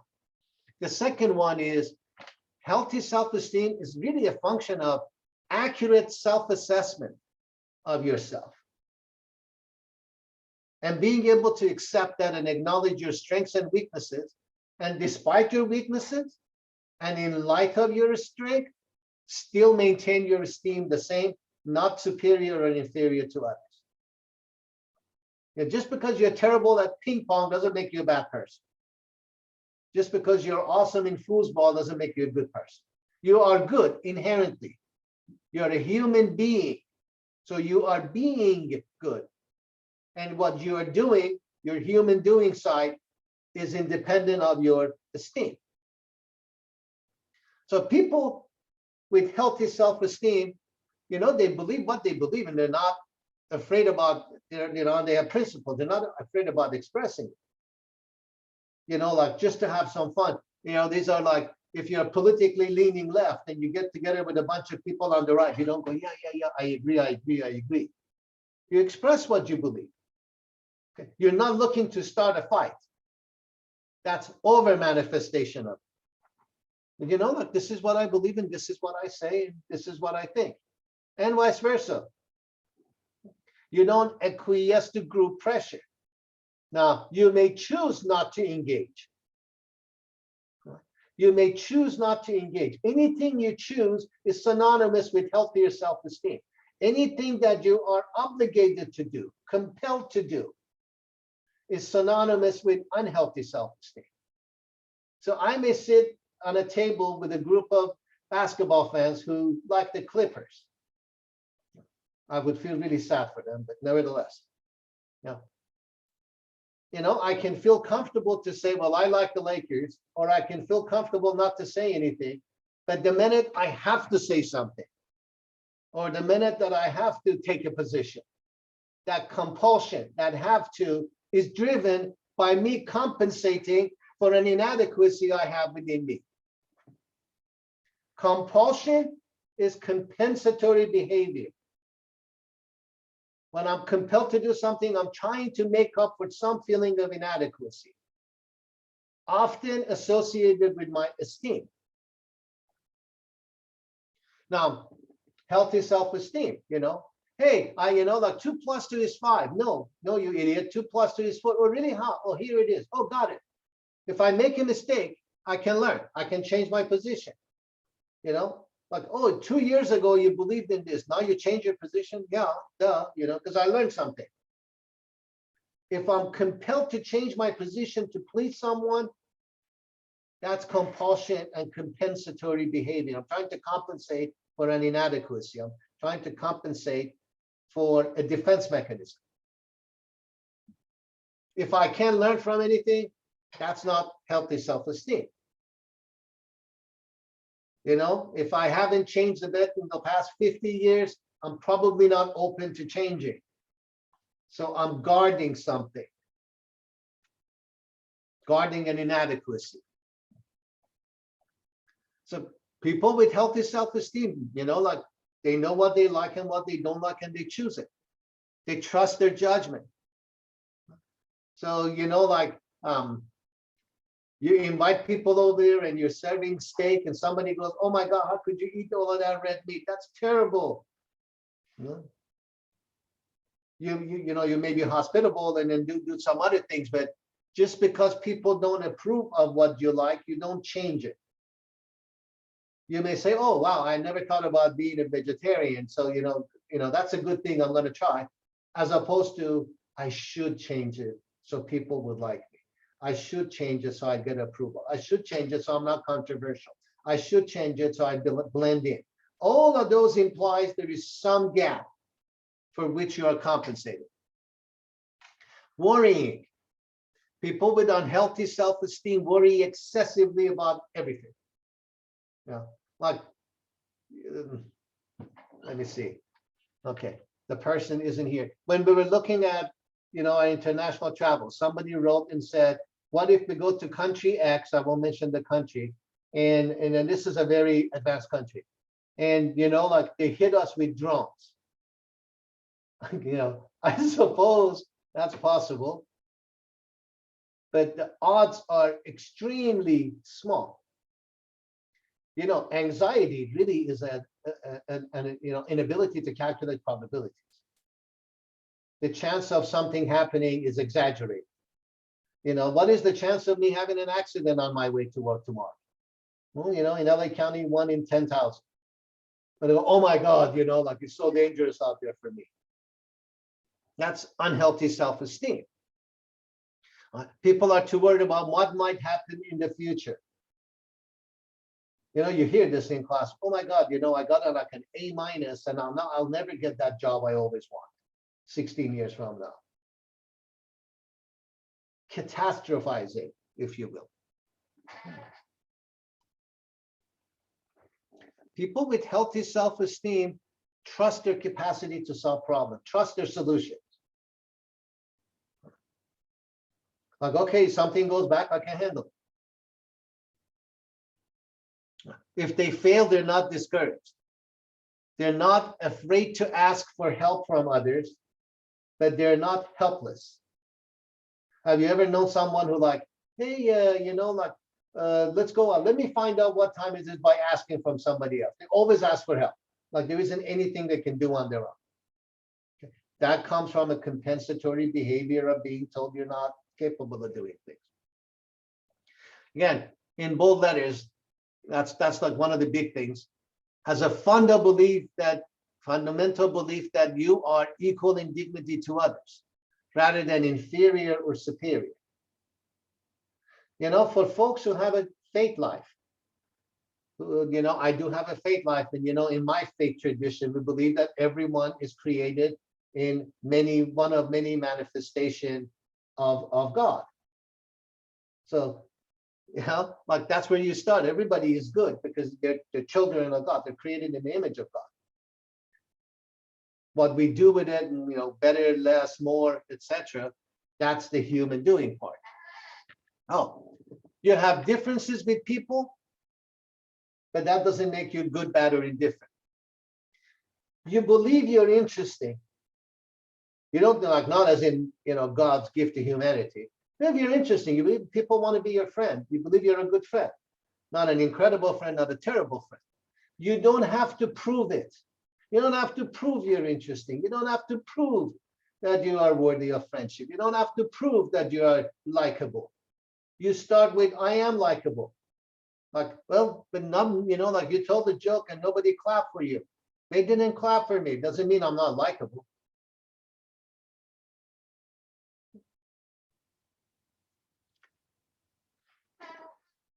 You don't work around appeasement.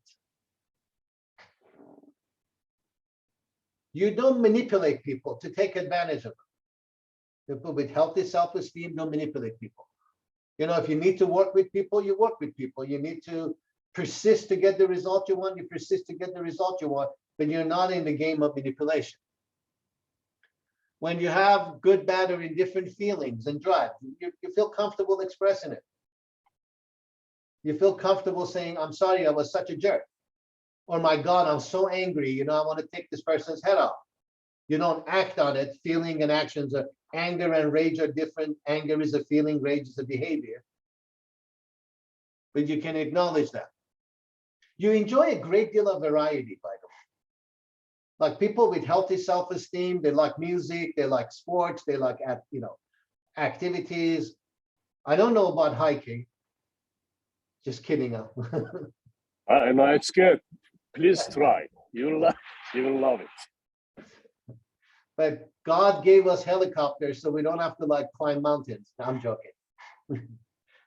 No, it is for your mind and your muscles, not your altitude. You can go high and high with maybe airplanes, but it is not. Yeah, it is for your mind and your muscles, and you will be. When you come down, you will be another different Dr. Madjidi. So people with healthy self-esteem are respectful, not fearful of other people's norms, needs, etc. equally. Right? So if they visit another culture, they respect another culture. They don't go native, if you're familiar with that expression. Like if they come to my house as an Iranian, they don't become an Iranian all of a sudden. They hold on to the culture, but are respectful of norms. They don't break norms to break norms. They don't like become the norm to become the norm. They're respectful, they appreciate it.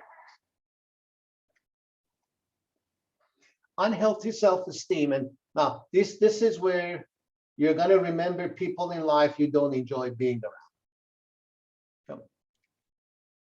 People with low self-esteem are always dissatisfied. You know, like the joke I like to use is, you know, they go to, you know, somebody I knew said, I really want to meet God, and we got an opportunity to meet God and came back with low self-esteem. And so how was it to meet God? And he goes, God was immense. God was just almighty, and you can get all of that. And he was kind of pushy. He had a lot of do's and don'ts and a lot of rules, you know, like a lot of that. So even if they see God, if they go to heaven, they're never happy. They're very self-critical. That self-efficacy and internal locus of control turns into internal criticism. Speaking of which, they are hypersensitive to anything perceived as a criticism. Like you may sneeze near them and they get offended. They believe that if you are not on their side, you're their enemy. If you don't believe what they believe, you're their enemy. If you're not on their side, then you're on the opposite side. They deal with mistakes with super exaggerated way. You know, like they turn in a 50-page paper and they go, oh my God, I left out page numbers on the last 10 pages. This is going to ruin me. As such, they become indecisive. They're so afraid to make the mistake, they're indecisive. Because how can they make a mistake if they don't decide? They badly need approval from people. They badly need to please other people. They're always on handcuffs. Oh my God, if I say something, will I offend Farzin? If I say something, will Lucy get mad? If I say something, will I get mad? There is never them anywhere. There is always the wanting to be everybody's friend and please in them. So, and then this is important. If you know, like, I'm sure that I may have said this to you. If I have, I meant it lovingly. People come and goes, oh my God, I'm such a perfectionist. Now, do you understand that's a pathology? Do you understand that's not a badge of honor? Perfectionism is one of the strongest manifestations of unhealthy self-esteem, because God forbid, if it's not perfect, then they would discover you're not the real thing and you're not good and you're fallible, etc. Great deal of guilt. Like, oh my God, today, like we were in a meeting and I said, like the lights are shining, and Farzin may have gotten offended that light shining off of his head. He's never going to be my friend. He's going to like sabotage me. Great sense of guilt. And always, always, always exaggerate the magnitude of the impact of the magnitude of mistake. Anger, hostility, defensiveness, irritability without proximate cause.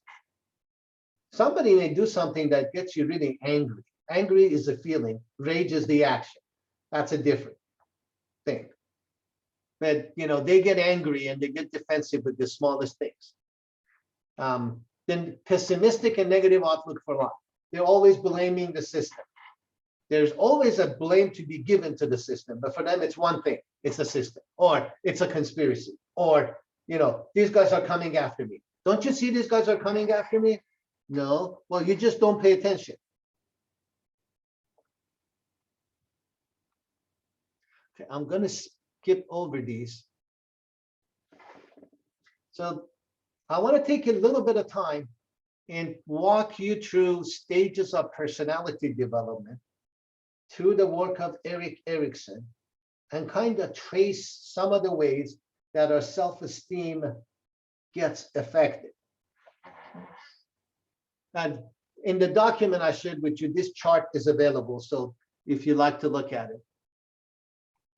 So my premise is, from birth, Erikson takes us to past 65, 70, 80, but I stopped past 1920, right after college.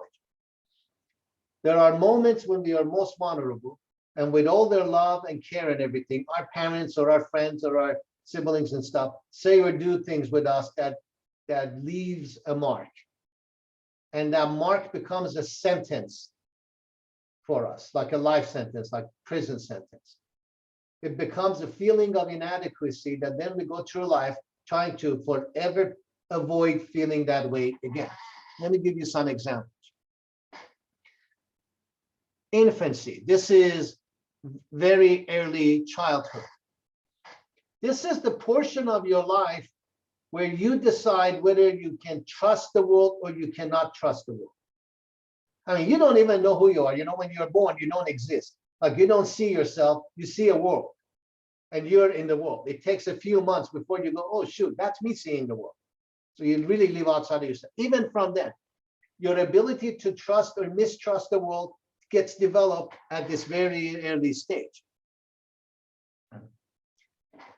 The view of this child, this human child, is that there is always something wrong. You can imagine if you're a baby recently born, you can't control anything. You don't have any influence on anything. There's always something wrong. I'm hungry, I'm wet, I'm sleepy, I need attention. How do I survive? It's not like you can call Uber food to bring you food. You depend on everybody, depend on your parents for everything. And you depend on your primary caretaker. My colleagues who do child development they always say that for the first, even up to 2 years, the primary caretaker has to be one person to create constancy for the child. So the child learns to trust. You know, like, how do I eat? How do I do any of this? How do I get rid of that damn light over there that's coming into my eyes? And the way you express yourself often is you cry. Right? And when you cry, the way parents deal with you and react to you determines for the rest of your life whether you're going to trust the world or you're not going to trust the world. It's really that simple. It's really that scary. If you see the world half empty or half full, it's how they dealt with you in that early childhood. Here's an example. You cry, and you know the primary parent comes and says, "Oh, time to give you food. You know, you want food, or you need diapers, or you need something." You learn, when I interact with the external world, I get taken care of. Second time you cry, they come and take care of you, etc., etc. So you associate effort with reward. You internalize this as, when I grow up, you know, if I go to college, I get a good job. If I play by the rules, you know, I get rewarded. If I try, I get rewards. By the way, there is a method to this. It's not like the minute the baby cries, go grab it. For the first 6 months or so, you know, you immediately grab them and then you attend to them, etc. You don't spoil them, by the way. You know, spoiling is inconsistent behavior. It's not always attending. So by the way, the method is for the first 5-6 months, every time the baby cries, you pick him up. After a while, every time the baby cries, you delay your response. You show up near them, you hang up near them, but you delay your response. That creates discipline, delay gratification. And then you make this random. Sometimes you give it to them right away, sometimes you wait a little bit, so they don't become over-conditioned and over-demand. And you know, like, you provide positive parenting, touching, massaging, rubbing, visual contact, etc. And the child says, I can trust the world. I develop an optimistic perspective around the world. From here on, I'm going to see the world half full. If the child is neglected or abused, etc., they develop a pessimistic outlook about the world. Oh my God, no matter how hard I cry, nobody will ever attend to me. You know, I can't trust anything. One day they give me this, one day they don't give me that. When my dad picks me up, and I know by his temperature and you know, body's odor and stuff, he does things for me, where my cousin picks me up, doesn't do things for me. Who do I believe? Who do I trust? Why are things changing so fast? And you develop a pessimistic outlook or mistrust, worthlessness. Maladaptation of this, extreme manifestation of this, is sensory withdrawal. There is some connection between this and being on the autism spectrum. I don't know the field well enough to say, but you know, I was reading an article that was connecting the two.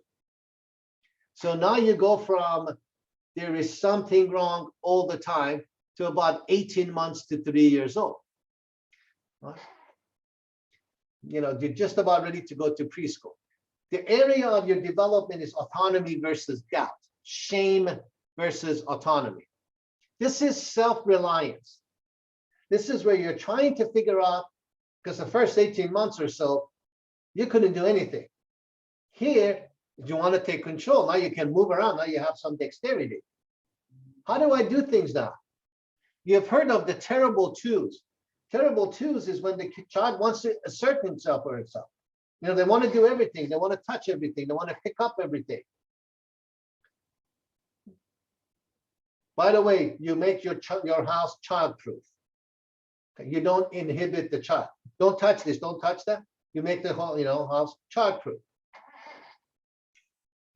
So this becomes, if this is not done well, this becomes, I need others to survive. Why? Because 2-year-old picks that up. Honey, put that down. No, don't pick that up. Don't touch that. No, don't go there. Come here. I want to do it. No, let me do it for you. Let me feed you. Let me do this for you. Let me do that for you. So you go from there is something wrong to there is something wrong. I need others to survive. If the child manages this successfully, they develop autonomy. If they don't manage this successfully, they develop failure and shame. I can't do anything, I can get discovered, etc. The basic virtue you develop at this stage is will. Can I do this? Can I stand on my own and stuff? Maladaptation of this is impulsivity and compulsivity. The kids you see that are just a terror, this is the stage where the maladaptation came from. So, and by the way, like my last slide's address is this. Don't go picking on your parents and stuff, but nobody does this to their children on purpose. This is with all the love and the best thing that we know. So now we kind of get a little away from the parents. We're 3 to 5 years old. Now there are other kids we can play with. They're not constantly with our parents. Here, we deal with initiative versus guilt. So we went from there is something wrong to I can't do anything to the new one is, it's me. Everything is wrong with me. How does that happen? Parents become very protective. Parents prevent child from being able to do their activities. They become, what's the new term? Like it was helicopter parents. Now what is it? Is it still helicopter parents? No. Hovering always around. Ask permission to do every mundane thing. Check with me first. Don't touch this without asking me. Don't touch that without asking me. Here are some of the interesting ones we have all done. All right, so like we're close to Sunday, go confess and get over it. But don't beat yourself up. We have all done it. Mom, I'm not hungry. Dad, I'm not hungry. Go eat. But I'm not hungry. Well, we have to clean up and put the food away. It's gonna get cold. Eat. Oh, but I don't want to eat. Well, see, like you're gonna say I don't want to eat, and you're gonna come back in 20 minutes or an hour, and you're gonna say I'm hungry, and then the food is bad. This is all love. The child translates this into holy moly. Parents are God, lowercase g. They can do everything. They can eat ice cream they want. They drive the car. They make all the decisions. They control the TV. This lowercase g God is telling me I should have a body need that I don't have. I'm not hungry and they're telling me to eat. There is something wrong with me. Or the other one, go to the bathroom. I don't need to pee. Go try anyways. But I don't need to go. You say you don't need to go. We're going to get in the car to go to see your uncle's house. And on the way there in the freeway, you're going to want to go to the bathroom and we can't stop. Go try. You don't have a body function yet. Lowercase God, your parent tells you should. There is something wrong with me. Or don't talk when adults are talking. This is cultural. In some cultures, don't talk when adults are talking. Or talk now. I don't have anything to say. Say something nice. Or go kiss your uncle. I hate how you smell. Go kiss him anyways. There are things that you're supposed to do that you don't want to do, that lowercase God tells you to do it. And then you decide there is something wrong with me. Isn't it at the same time culture, Dr. Madjidi? Self-esteem has a very strong cultural component. There are cultures that are inherently vulnerable to low self-esteem. Patriarchies in particular, matriarchies in particular. So when you do this right, the child completes it and has confidence, initiative, can do things on their own. When you don't, they become unapproved and they want to spend the rest of their life seeking approval. Nothing they do is good enough. Maladaptation of it is ruthlessness, inhibition. Like, I'm not going to be good enough, I'm going to destroy everything. I'm never going to get approval, so why even? So now it gets a little worse. Now you go to school. You just graduated from your parents' territory. You go to school. Here, industry versus inferiority. So it used to be, remember the 3 steps so far. There's something wrong. I need others to survive. Holy crap. It's something wrong with me. Now, all the comparisons begin. Now the part of you deal with, the part of your esteem you deal with is, I'm not as good as others. How does this work? How well do you meet other people's expectations? So things like this happen. I finished 3rd in piano. That's okay. Your cousin always finishes 1st. Or, you know, I got selected for the 2nd team. Yeah. You know, our neighbor is always 1st team. Or I got a 90 on my exam. Or, yeah, you know, that's okay. Everybody gets 110 on the exam. You are not as good as conversation begins. So now you get a little more sophisticated. So far, you were just making sentences. Now you got really good at this. There are a number of ways children at this age take on personas that impacts their self-esteem. First is called substitute. So if I can't be as good as others, then I'm going to become good at something. That something can be mischief. That something can be running around. That something can be trouble.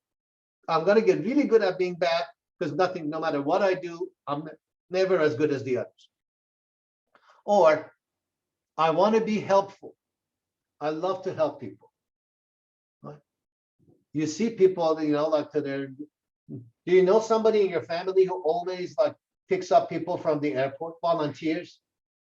You know, somebody around, oh, I'll go get him. So sometimes they do this genuinely. When it's compulsive, when it's like they have to. It's like, I know I'm not as good as others, so to cover it up, I'm going to be so sweet. I'm going to help everybody else. Giving up, you know, if I go hide, if I'm not as good as the others, if I go hide, nobody will ever discover me and find out I'm inadequate. So I'm always going to blend in and hide. Demonizing, all right? So what I'm going to do is I'm going to beat everybody up, not beat everybody up. I'm going to get better than everybody and show them that I'm better than everybody. If you're familiar with arguably the best basketball player in history, Michael Jordan, Michael Jordan would say every night when he went on the court, he would pick somebody on the other team he was going to destroy. And that's how he motivated himself. Rationalizing. These are folks that would argue with you ad nauseum to be right. There's always an excuse for everything. Like, oh, you're 5 minutes late. But let me explain why I'm late. You know, the North Pole moved 2 degrees to the south, and then there was global warming, and the taxes going to it never ends. There's always a story. There's always an excuse for everything. Being successful. You decide, if no, I'm not as good as others, I'm going to find something that I'm really, really, really good at. And that's going to justify me. And the justification never comes. So, you know, if this is what drives you, and then to prove you're better than everybody else, you design the first electric car, then you want to design the first electric rocket. Now you want to create the first composite human being. Like nothing you ever do is ever enough to justify it. The next one is looking good. You will go to any extent to appear like you got it together. So people would say plastics or cosmetic surgery. Cosmetic surgery, absolutely. Why not? If cosmetic surgery is I'm beautiful and I want to improve some part of me to look even more beautiful, absolutely. If it is, oh my God, unless I, you know, like, God bless his soul, Michael Jackson, unless I just do this other surgery, if I do that other surgery, if I do this, if I do that, then I will finally get to be decent. There is a TV show called Botched. You know, it's about people who gonna go do, you know, like such extensive surgery, you know, like the only thing they haven't done is like add horns. So these becomes boundaries to their personal growth and fulfillment. Like you never show up to life. Like nobody ever gets to genuinely meet you. They get to meet you trying to prove that you're good enough, that you're as good as your cousin or whoever they compared you to, or that you can do things without screwing them up. The maladaptation of this is virtuosity. Like when I went to engineering school, there were kids who had this, and they were always in the lab. They never came out of the lab. They were going to be really, really good at this. Or it is whatever it is that they get into. They're geeks or they're musicians, etc. They feel that if they get into one narrow thing, they can justify themselves and they're not any less than others. Now we get to pre-adolescence, 12 to 18.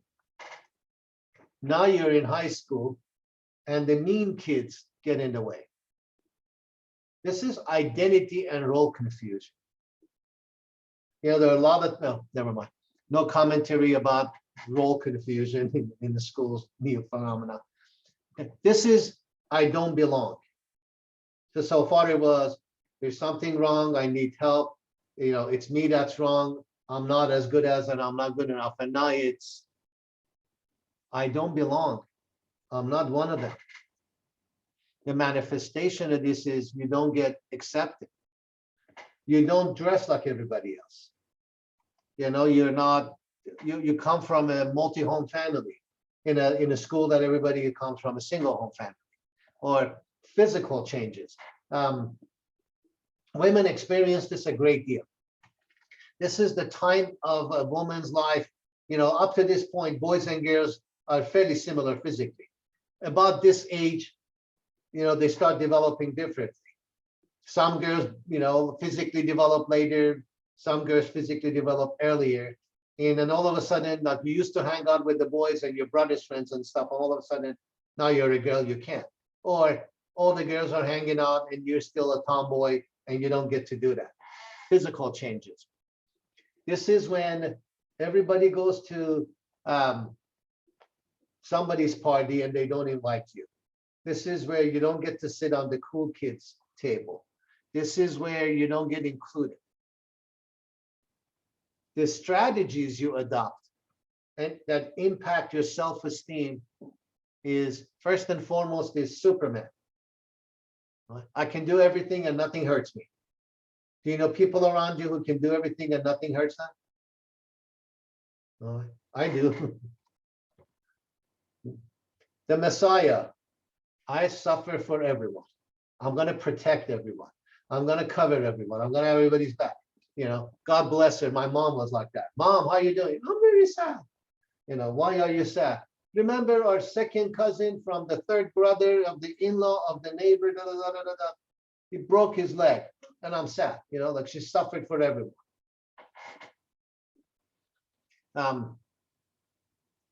Strong devotion to causes. That's when the cause drives you. You don't drive the cause. Okay, that's like you get to the militant part. That's like when you make a scene about your cause. It's not something you believe in. It becomes you. You find a way to get admiration. The only way you can be one of the rest is to find a way to get admiration. Here, the basic virtue is fidelity versus devotion. The maladaptation of this is fanaticism.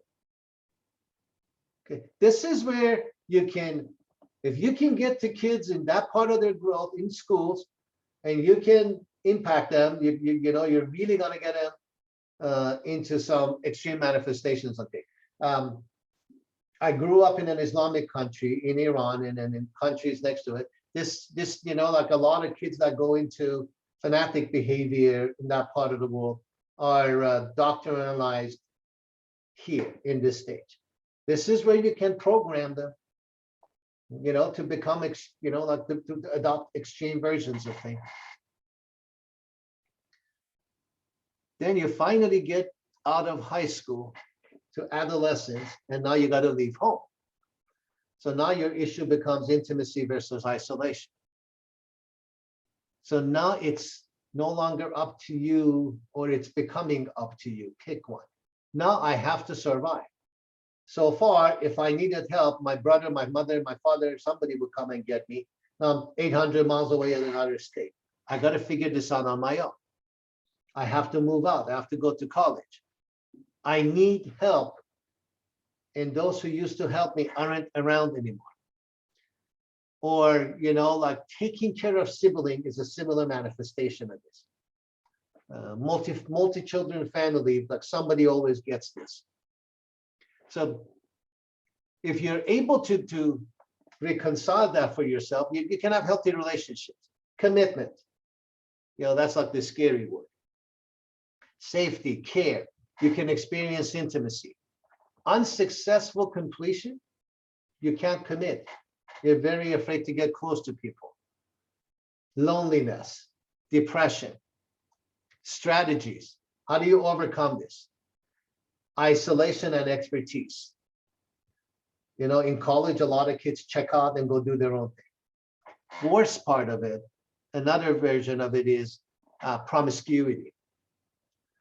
If I'm going to be on my own and if I'm not part of everybody, then I'm going to be with everybody. Right.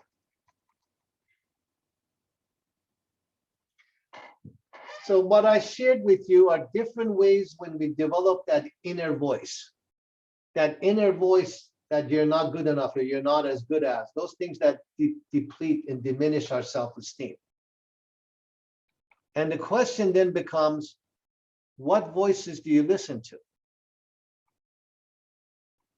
How do you improve your self-esteem? Every one of us comes out of this in some form or shape, Mark.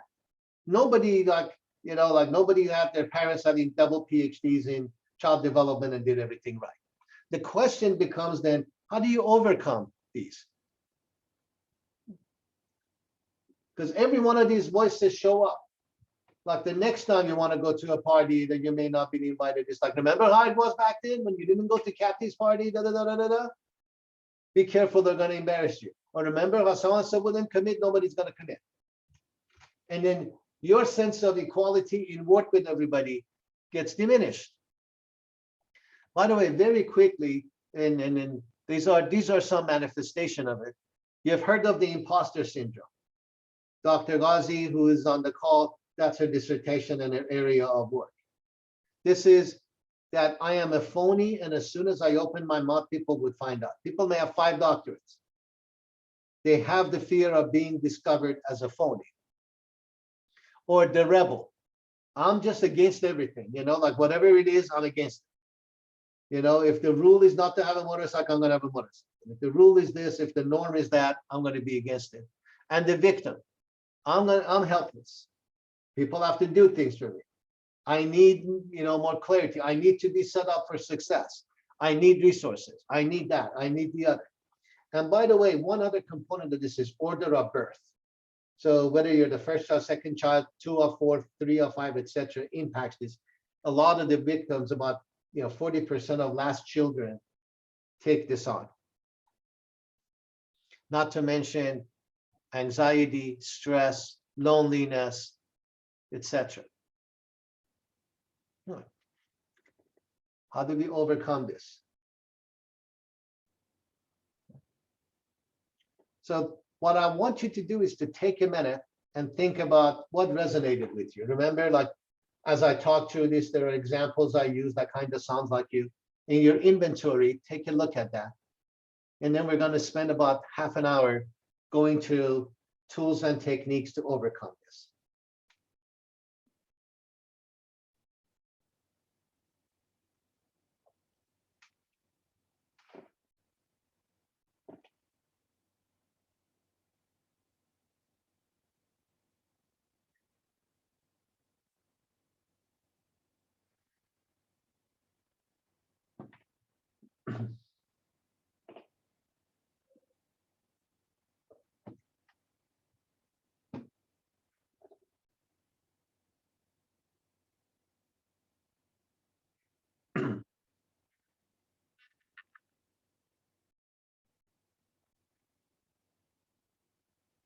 All right.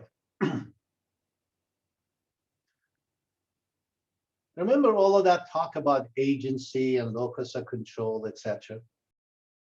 The question here becomes, are you willing to do what you always do, which is you always do what's most important thing to you in the moment? Are you willing to make that most important things to you in the moment to control and to govern? Control is manipulative. That's not my intent. To govern over your inner voice. Now, when it starts yakking away, that you can change your relationship with it. So far, when it starts yakking away, you're not good enough. Remember in school they did that to you? Remember there they did the other thing to you? Remember they told you never talk when others are talking, etc. Right now it governs you. You follow what it says. The question is, are you willing to govern it? That is to hear it, acknowledge it, and make your own decision. So if you can tame the unfair, harsh inner critic. So here is the I'm not good enough version of it. I just made a presentation in class. Everybody said, good job, good job. It was a good presentation. But I know on page 3, I missed the comma. So, like, now this is the voice in your head. Remember, you can't trust people. They always placate you. Or I got to be on this is the generalization unrealistically. I got to be on my assignment. Oh my God, the professor hates me. Like he's out to get me. Get me a B. I'm not made for this program. I got to leave the program. They're gonna like sabotage me. Illogical leaps. Like, why does the professor keep looking at me? He must know that I didn't read the assignment. He must know I wasn't paying attention. I'm laughing because, and I hope I don't offend nobody here. Like sometimes at the end of class, somebody comes up to me and goes, I'm really sorry. Why are you sorry? Well, like I wasn't paying attention and I noticed that you were looking at me. I wasn't looking at you. Where were you sitting? I'm exaggerating a little bit. Really, like people come and apologize for something I absolutely wasn't even aware of. That inner critic. Catastrophes. Oh my God, you're ruined. You didn't turn your paper on time. They're going to go in a faculty meeting. They're going to mention you, and you're never going to get a fair share. Are you willing to hear that voice and say, thank you, I love you, I appreciate you, but it's not that bad? The second amendment to the self-esteem constitution, practice self-reconciliation. I'm sure you wrote down some things. I'm sure you wrote down a few things, or you thought of a few things that you did that you're not proud of, or you wish you hadn't, or you were embarrassed, or etc., etc., etc. Are you willing to forgive yourself? Are you willing to reconcile that? It is what it is. Like you did what you could do at the moment with the best information you had at the moment. Tomorrow you think differently.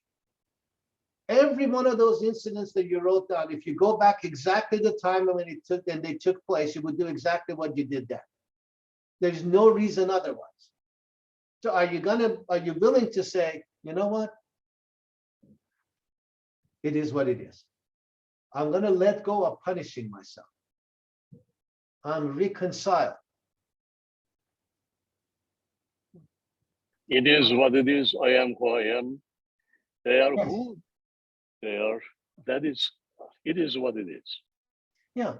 And as such, if you're willing to, like, I never forget. I have, like if I see, I'll show you. I have a little scar on my chin right about here. It was second grade. I was in charge of standing outside the room and not let kids go back into class. And some big kid came in and I said, you can't go in class. And he pushed me. I fell down the stairs and I hit my chin to the corner of one of the stairs, and I was drenched in blood. And I didn't know what to do. And I was really mad at myself for not doing anything about it back then. And at some point, for me, it was like, you were a little kid. You got scared, or, it was scary. You had all that blood on you. So you did what you could do. Let it go.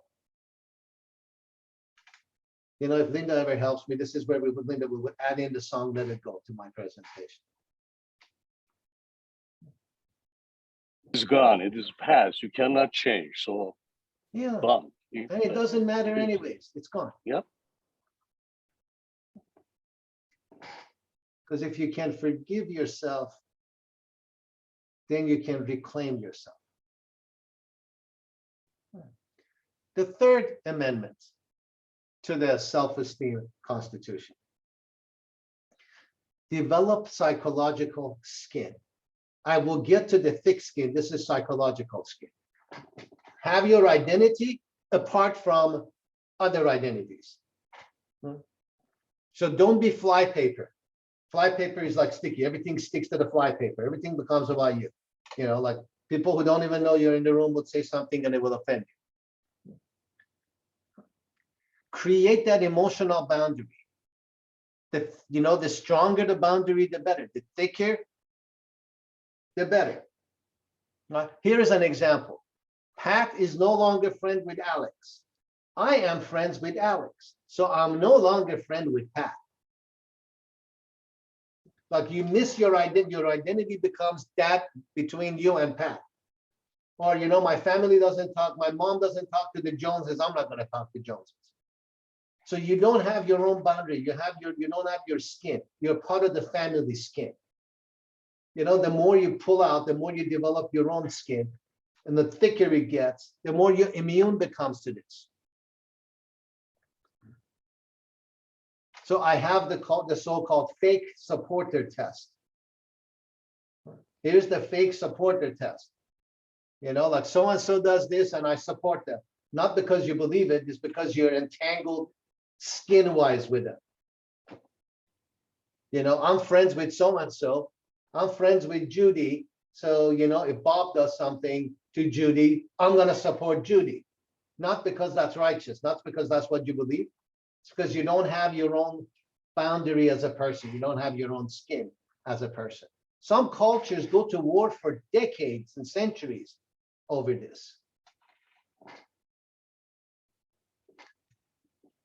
Suspending judgment. The Fourth Amendment is suspending judgment and comparison. If you're going to compete with yourself.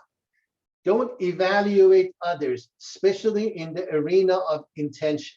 You don't know their intention. You assume their intention. Don't give meanings to things that don't have meanings. We are meaning-making machines. You know, we walk left and right. This guy said this, it means that. You know, like the other so that means that. The meaning is an interpretation that you make out of an event. It's your interpretation. You know, there is a famous video on YouTube by Bob Newhart, who plays a psychologist, who charges $5 for every visit. And, you know, the clip shows somebody goes in to visit him and goes, I have trouble dating men because, you know, I sabotage it. He goes, it's easy. Stop it. Stop sabotaging. And that's like, you know, it's a very famous thing. You know? Well, I hurt my family. So stop it. So here, stop giving meaning to things. What if things don't mean anything? Don't make them up. Well, but it's true. No, it's your interpretation. And for you, it's true.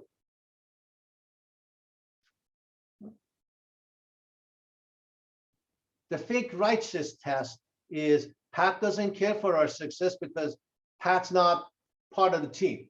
Pat's not part of the group. Next one. This is really important. Sometimes some of these things we talked about become so much part of you, they become an inhibiting or limiting truth. There is something that you hold as true that holds you back, but you're not willing to let go. I don't know if you saw Dr. Gooseby Smith's presentation last week as part of this series.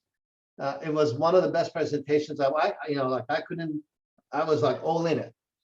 And it talked about all of these Black and African-American women during the 60s who stood out and were part of the champions of the civil rights movement. And not one of them believed that they were oppressed. Not that they were or weren't. That they didn't have that as a limiting belief. They didn't have that as a because I am, I shouldn't. What beliefs do you have that limit you? What beliefs do you have that inhibits you from your being yourself, from your true self? You see, when you look up and you see the ceiling, that's not the sky. That's your ceiling. That's not the sky. That's not the universal truth. It behooves you to be on the side of the universe on this time. You're not going to beat the universe. Are you willing to let go of those beliefs that limit you? Are you willing to let go of those beliefs that hold you back? I don't know much about the TV personality, Dr. Phil. I watched him for about 10 minutes in a doctor's office. I couldn't help it. It was either that or the guy that was talking to me, I didn't want to talk to. That 10 minutes, I took away a nugget. Somebody was doing something stupid and was defending it. And Dr. Phil listened and listened, and then at the end goes, how is it working for you?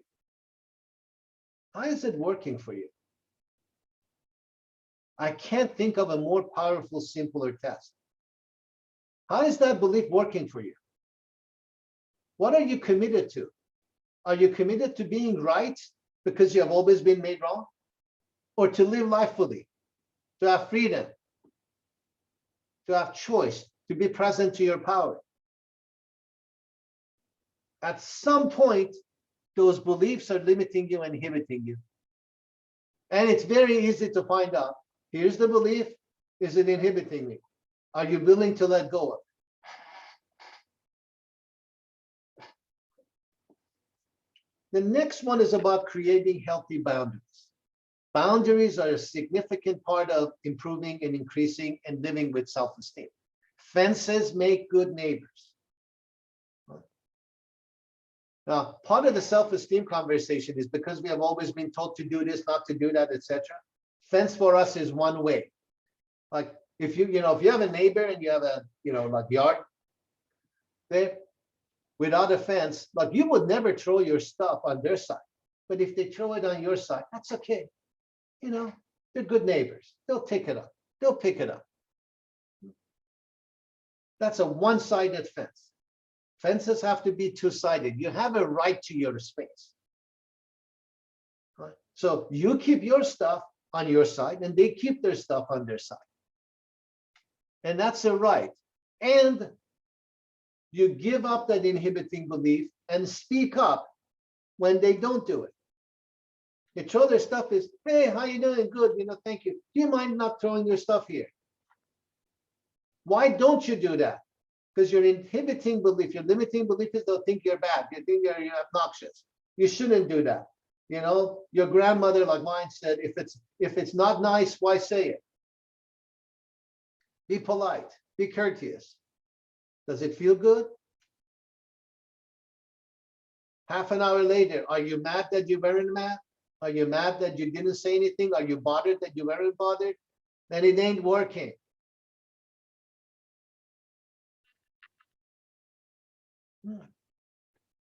The next 3 or 4 get a little easier, not trivial, really powerful. So most of us engage in downward spiraling conversations. Right. Hey, how you doing? Good. So-and-so is so mean. I know, they're such a jackass. Da, da, da, da, da. We're stuck here. Like everybody's bad here. Yeah, I'm stuck too. Like it gets worse and worse and worse and worse and worse. It's kind of like when you open a drain, the water kind of spirals down. There's nothing uplifting about that. So this is how you change that conversation. Right? Do things. Accomplish things. Get things done. Not big things necessarily. Every day get something done. And then acknowledge yourself for doing it. And acknowledge yourself that you did it. And then pick the next thing to do. And that downward spiraling conversation becomes an upward lifting conversation. Hey, I can do this. I did this today. Most of you do anyways. Acknowledge it. It's pretty cool. I got these things done. Don't leave things lingering. So do things. get them done, and celebrate, and build that esteem up. The second part of it is speak powerfully. Change the norms in how you refer to yourself and your circumstances. Don't talk bad about yourself. Oh, I'm so stupid. I'm so idiot. I'm so this. I'm so that. How dare you? You become that which you say about yourself. So self-esteem, improving it is talk powerfully about yourself. You live in the world you speak. I'm sure I have shared with you, like Betty and I have been married. We don't know, neither of us keeps track, but a good 40 years, give or take. And we have had our ups and downs and on and on and on and on, etc. Through it all, we always speak powerfully of each other. Never derogatory. You may have fun and laugh and stuff at things, but it's never like that little woman or any of the disparaging kind of stuff people say. I do not allow you, not that I have a say in it, I do not allow you to talk disparagingly about yourself. I'm so this, I'm so that. That's true, but you're also not so this and so that. Say that instead. For everything you don't like that you talk about, find something you do like to talk about. It's also true. But it's not the voice you have in your head. Why? Because your parent, like, my mom always, I wanted to give a talk in the Iranian community because I've never given a talk in Farsi for long. I've never talked 1 hour long in Farsi other than shooting the breeze, even then. So I gave a very technical talk in Farsi. And, I did that because I wanted my parents to come and see it and my mom couldn't come. And later on, she said, oh, by the way, I heard about your talk. Come here. At the 35th minute, you mispronounced this word. At the 38th minute, you paused here. And don't joke and laugh. You're a professor. Professors don't joke and laugh. Like she loved me. I have no question in my mind she loved me. But, like she saw the 3 things out of a 60-minute conversation. Those are true. They're not the entirety of the truth. So vacate that voice in your head, create a new one in which you're awesome. That's also true. So change that language, change the tone, change the way your norm is in how you refer to yourself. Next one is lead, but don't advocate. Advocates generally have lower self-esteem than leaders. Here is why. As an advocate, you only see your side of the truth from your perspective. My daughter and I always talk about that. She's an attorney. She's an advocate. She's not interested in what good things the other side has to say. She's strictly interested in presenting the best case for her client. A leader looks at all sides of the truth, all dimensions of the truth. The question here is, do you get as much or more as you give? Do you get as much or more as you give? That's a really powerful question. Do you get as much or more as you give? Do you get as much or more to your work as you give? Do you get as much or more to your relationship as you give? Do you get as much or more to yourself as you give? Because if you don't, you're accumulating resentment. If you don't, you're accumulating resentment. You accumulate enough resentment, you'll destroy everything around you. Now, practice accounting of abundance. This is what I mean. Like you give to X, let's say Judy gives to Bobby. Like I take care of you. I'm a provider. I do this. I keep the place clean, etc., etc. Not a traditional way, but in general. And Bobby's like, well, I bring this. I do that. I do the other. Yeah, people tend to count what they give twice as much as what they get. They value what they give more than what the other person gives. So practice accounting of abundance, but always make sure you get as much or more. I don't mean sit there and go, well, I give 2 hours of time, that should be 2 hours. counted in fulfillment. If you're not getting fulfilled as much as you give, A, you got to look at your accounting. B, you got to look at the dysfunction. The last piece, and I know Dr. Miyake Trap can hear me because I, like this is special. The last piece is what I really mean. All right. The last piece about self-esteem is some real good advice. Stand straight, upright, clean your room, and grow up. Stand straight, upright, clean your room, and grow up. What do I mean by this? We know that when you stand up straight, your body creates fewer cortisol hormones, anxiety hormones, creates additional endorphins. You feel good. You feel less stressed when you stand upright. That's physiology. You can't give away what you don't have. You can't give away what you don't have. So if you want to change the world, clean your room first. Clean your car. Then you can, then you develop that which you want to give away to the world. By the way, not to, this is kind of funny. I have noticed that guys have really, really messy room, but their cars are spotless. And my female friends, their rooms are spotless, but their cars are a mess. Either way, it's that simple. The cleaner your room, the better you feel. This is not being grandpa. I wish.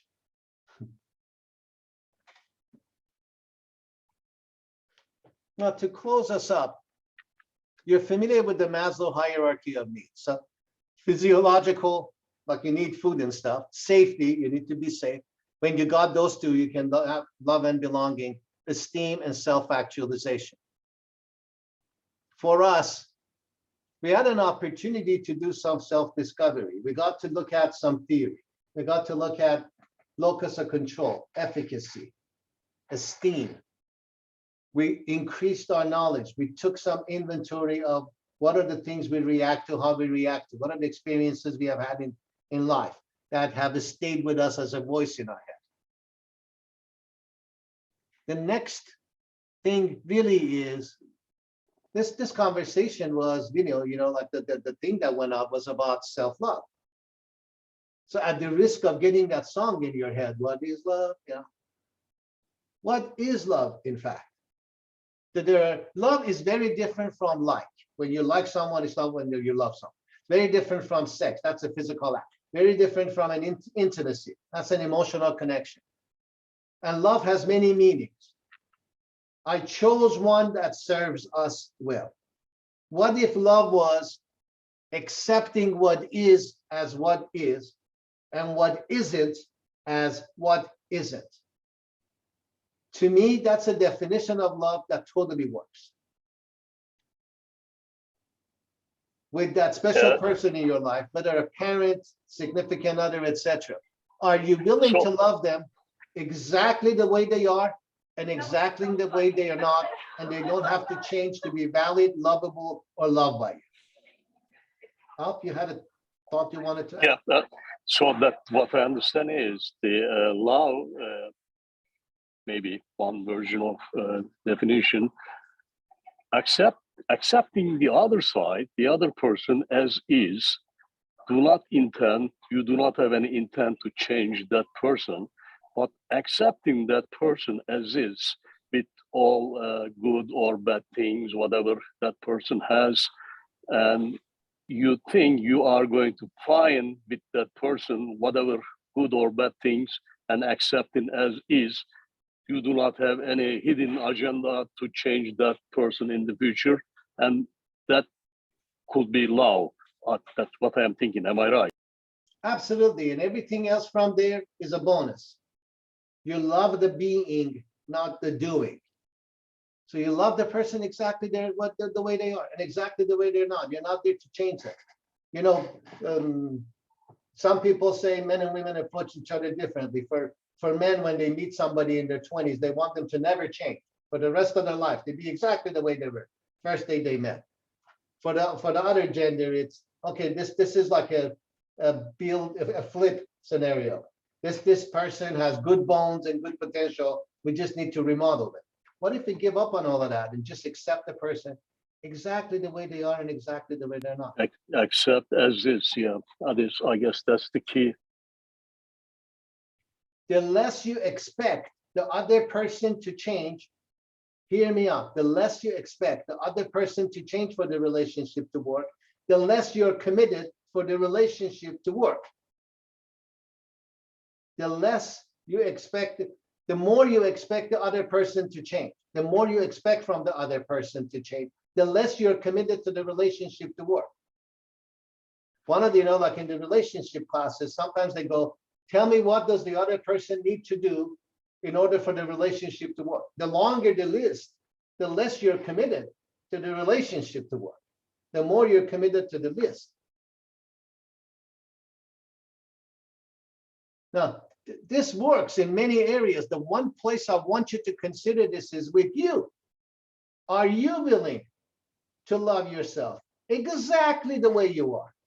Exactly as bad as you were as a kid, and as you pooped your diaper, and as you make your parents mad, and as you said the wrong thing, and they make fun of you in school, or whatever it is that we all suffer. Are you willing to love yourself exactly the way you are every day you wake up, and exactly the way you're not, and you're committed to get better? You're not looking to get better than anybody else. You're committed to being a better you. Now, why can't we? Because that voice in our head. You haven't done enough. You didn't get to be the president of a company yet at 15, so you're not good enough. You didn't have a 4.5 GPA on a 3.5 scale. Whatever unreasonable, ridiculous thing is they got in your head. Grow up, clean your room, stand up straight, own it. Accept yourself exactly the way you are, exactly the way you're not. And my question to you remains, remember you took inventory? Remember you wrote down whatever you're stuck in? Go to what it is that you're stuck in. What if you increase the acceptance you have for yourself by 10%? What if starting tomorrow you'd accept yourself 10% more? Okay. What if you loved yourself 10% more?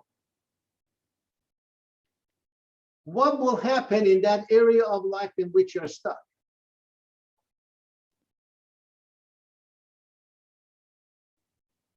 What if you practiced one of these 10 amendments? I call them amendments because they're already, you just have to tweak them. What if you got up and you looked in the mirror and said, I love myself the way I am. I may want to go treat myself. I may want to go to a nice restaurant. I may want to buy a nice clothes. I may want to buy a nice car because I enjoy them. It's not to show the others that I'm okay, that I'm valid and viable.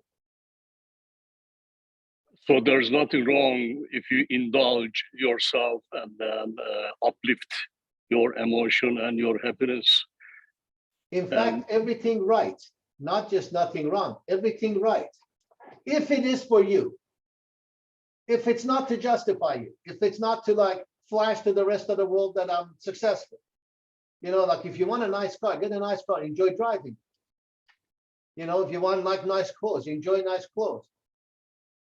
Go to nice restaurants, treat yourself. That's self-love.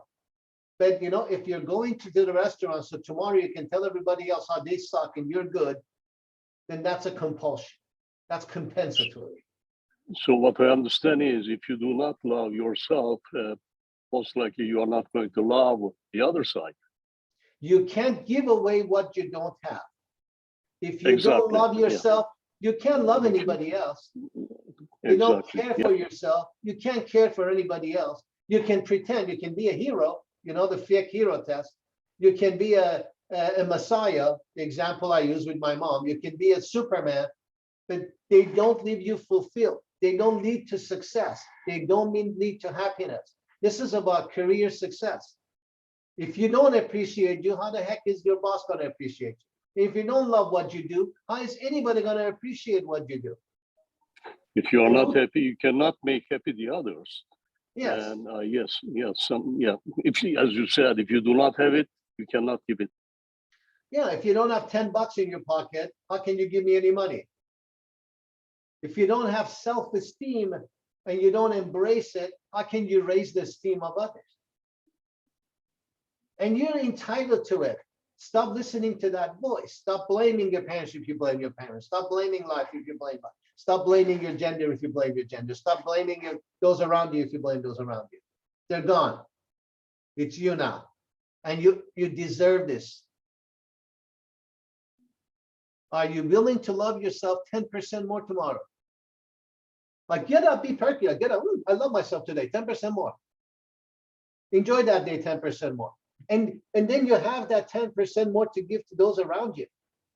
Exactly the way they are and exactly the way they're not. They don't have to do anything to be valid or validated. Neither do you.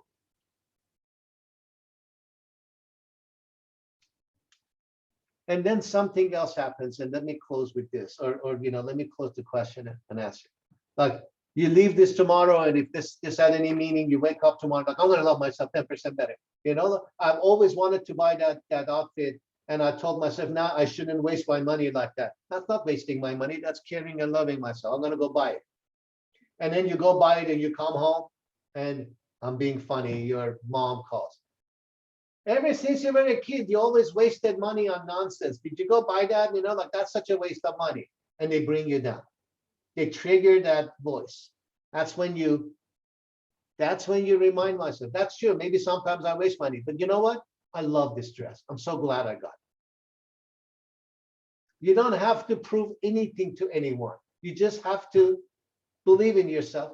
Get out of your way. Don't inhibit yourself. Don't create meaning when it doesn't exist. Don't look at the ceiling and say, that's the sky. And just accept that you can love yourself. Whatever mistake it is that you made, that you're punishing yourself, stop. All right, already, stop, enough. Whatever it is that you believe about, whatever it is that you believe about, whether it's gender, expression of sexuality, color of skin, education, wealth, privilege, etc., etc. Stop. Be aware of it, don't be blind to it. But now you're lovable, you're acceptable exactly the way you are. You don't need 3 degrees to be smart. You get 3 degrees because you want to learn.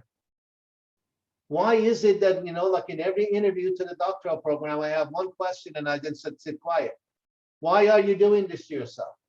That's my question. I ask you that 3 times. 3 different occasions.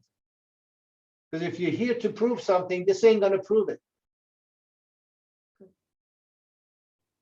If you're good as you are, and you're worthy and exactly the way you are and exactly the way you're not, and you want to get educated, you want to get a degree to enjoy life better, have more access, opportunity, etc., hallelujah, you'll get the $1 million degree. Because true or not, every single day, you're already a doctor. You're already fulfilled. You're already justified.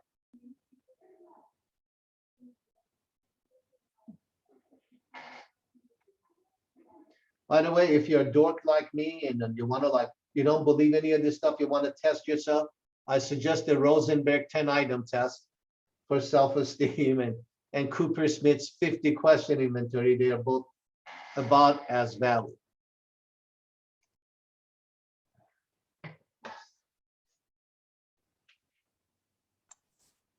Well, I hope you had enough of me talking at you.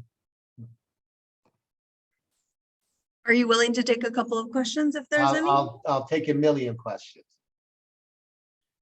So we're opening it up now. I know that there were questions throughout, so thank you for that. Are there any questions for Dr. Madjidi at this time?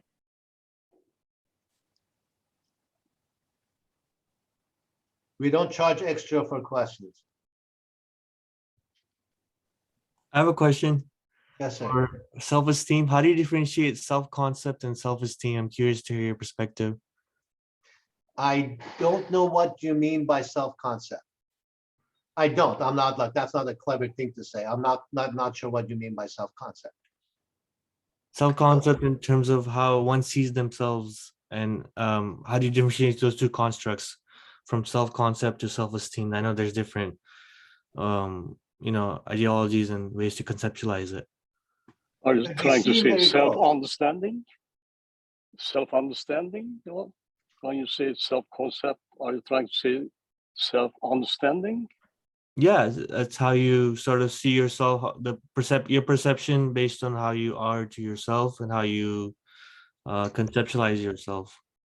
So if you take a look at the 5 arrows pointing to the middle in one of the blue slides that said self-knowledge, self-assessment, self-knowledge, that then leads to self-acceptance. I think the concept of self may be very similar to the first 2 steps. Like, who am I? How did I get to be this way? How do I click? To what do I not click? For what is it that I'm willing to die? For what is it that I'm willing to stand out? And then being willing to, whether you're willing or not, it is what it is. Exactly. Are you willing to accept it? Because life doesn't care whether you accept it or not. You just, like water is going one way, you're swimming against the water and wondering why you're not going anywhere. And as a You follow-up, can't do better than what you are. is there such thing as overconfidence? I think you referenced it earlier as like you said, oh, you can't have over the self, like a high level of self-esteem, but that's not necessarily like high self-confidence. Yes. Yes. Well, the other way around. You can have high self-confidence, but not high self-esteem. It's like this. There is a promotion for you to be 2 levels up from where you are. You can do the job. You can learn it with training and stuff. You can do it, but you shouldn't apply. It's not the right time. I should wait to do this. I should wait to do that. You have the confidence. You don't have the esteem. In life, you can either have what you want or end up with all the reasons why not. Thank you. Dr. Madjidi, Dr. Garg is about to leave us. Oh, So just a heads up. I can't. Oh, there she is. Thank you. Like I can only imagine what ungodly hour it is where you are. Yeah, thank you very much. It was a very nice lecture and good I attended. I'll leave now because I have to rush to office. It's morning time. Thank you connecting again.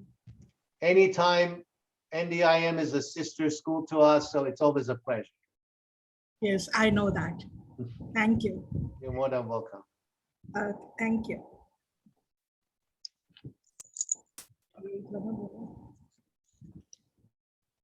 Are there other questions for Dr. Madjidi at this time?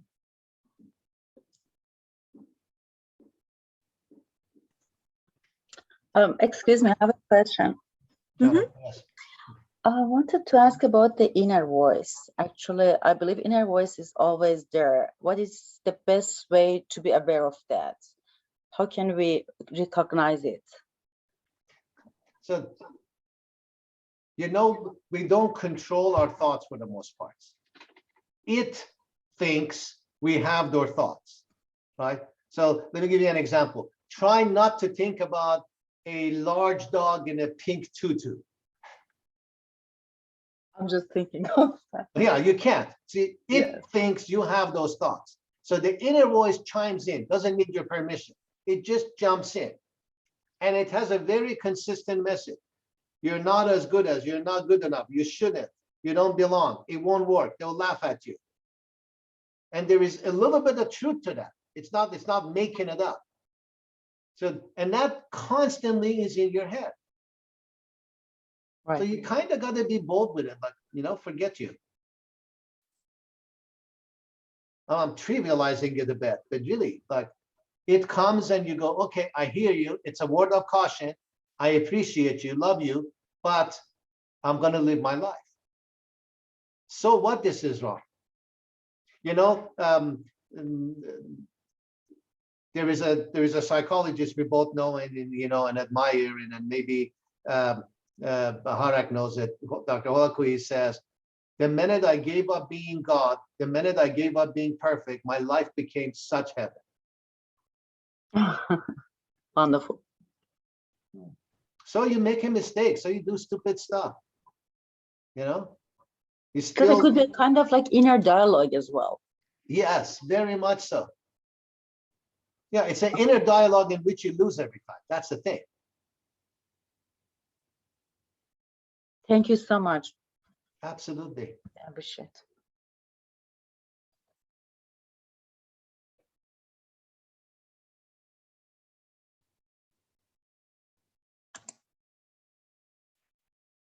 Any other questions for Dr. Madjidi? This is another construct question. I know you Please. referenced that there could be something as too much self-confidence and even an unhealthy self-esteem, which is considered toxic, and sort of really points to like in lower level of more insecurities and lower level of self-esteem when the confidence is really high, but it's unhealthy, sort of. As far as self-efficacy, is there a situation when there's too much self-efficacy, or if it's too high? What a great question. So too much self-esteem is, well, the trick with healthy self-esteem is how realistic is what you think you can accomplish with your capabilities. Yeah, like with kids, the new thing with kids is everybody gets a trophy. Right? When kids play sports, they give all the kids trophy not to hurt their self-esteem. Like the stupidest idea ever.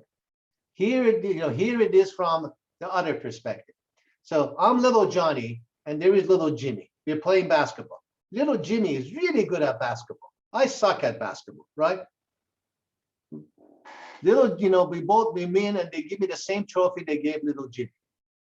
I know I'm not as good as little Jimmy. Kids are smart. And then my parents say, oh my God, you're so good, bravo. We don't want to give them the negative talk. We don't want to hurt your self-esteem, da, da, da, da, da, da. Bravo, you're very good. I know I'm not. I go to school the next day, they destroy me in basketball. My conclusion isn't that, no, I'm good. My conclusion is, why are my parents lying to me? Why are they puffing me up for no reason? How bad am I that I can't even trust my parents? See, that it's kind of like they heard half of the lesson. They didn't fully finish it. That's what's gone wrong with self-esteem. It's realistic self-assessment. You're very good, as good as everybody else. And you're a human being, not a human doing. So when people puff up expectations, they destroy self-esteem. It's almost like you write a paper and Lucy writes a paper. You both know how good the papers are. If I give you the same grade, that doesn't build your self-esteem. That's fake. That means you're fake.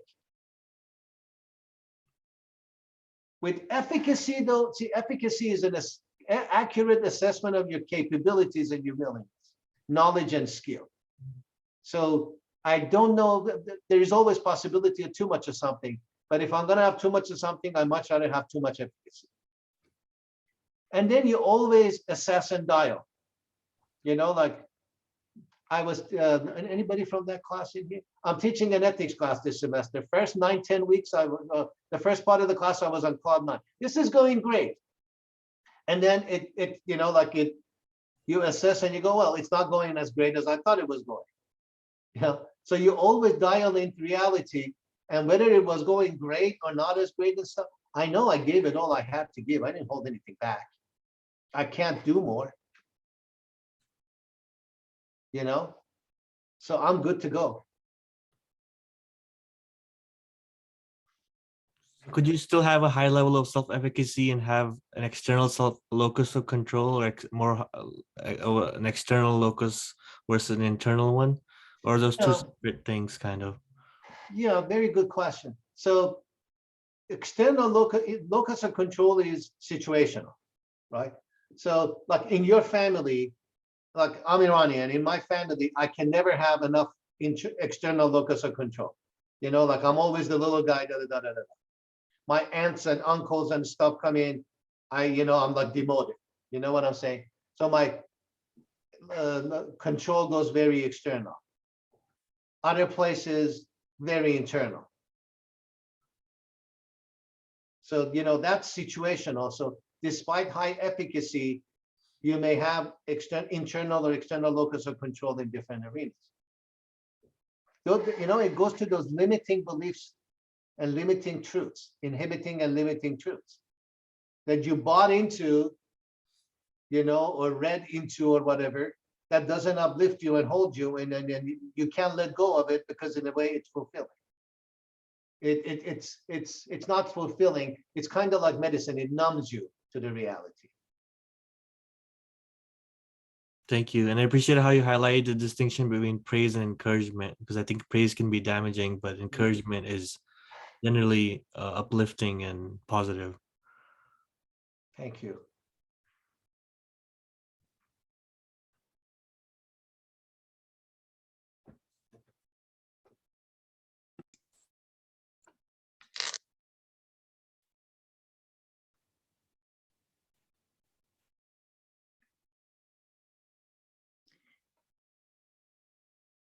All righty. Any other questions for Dr. Madjidi?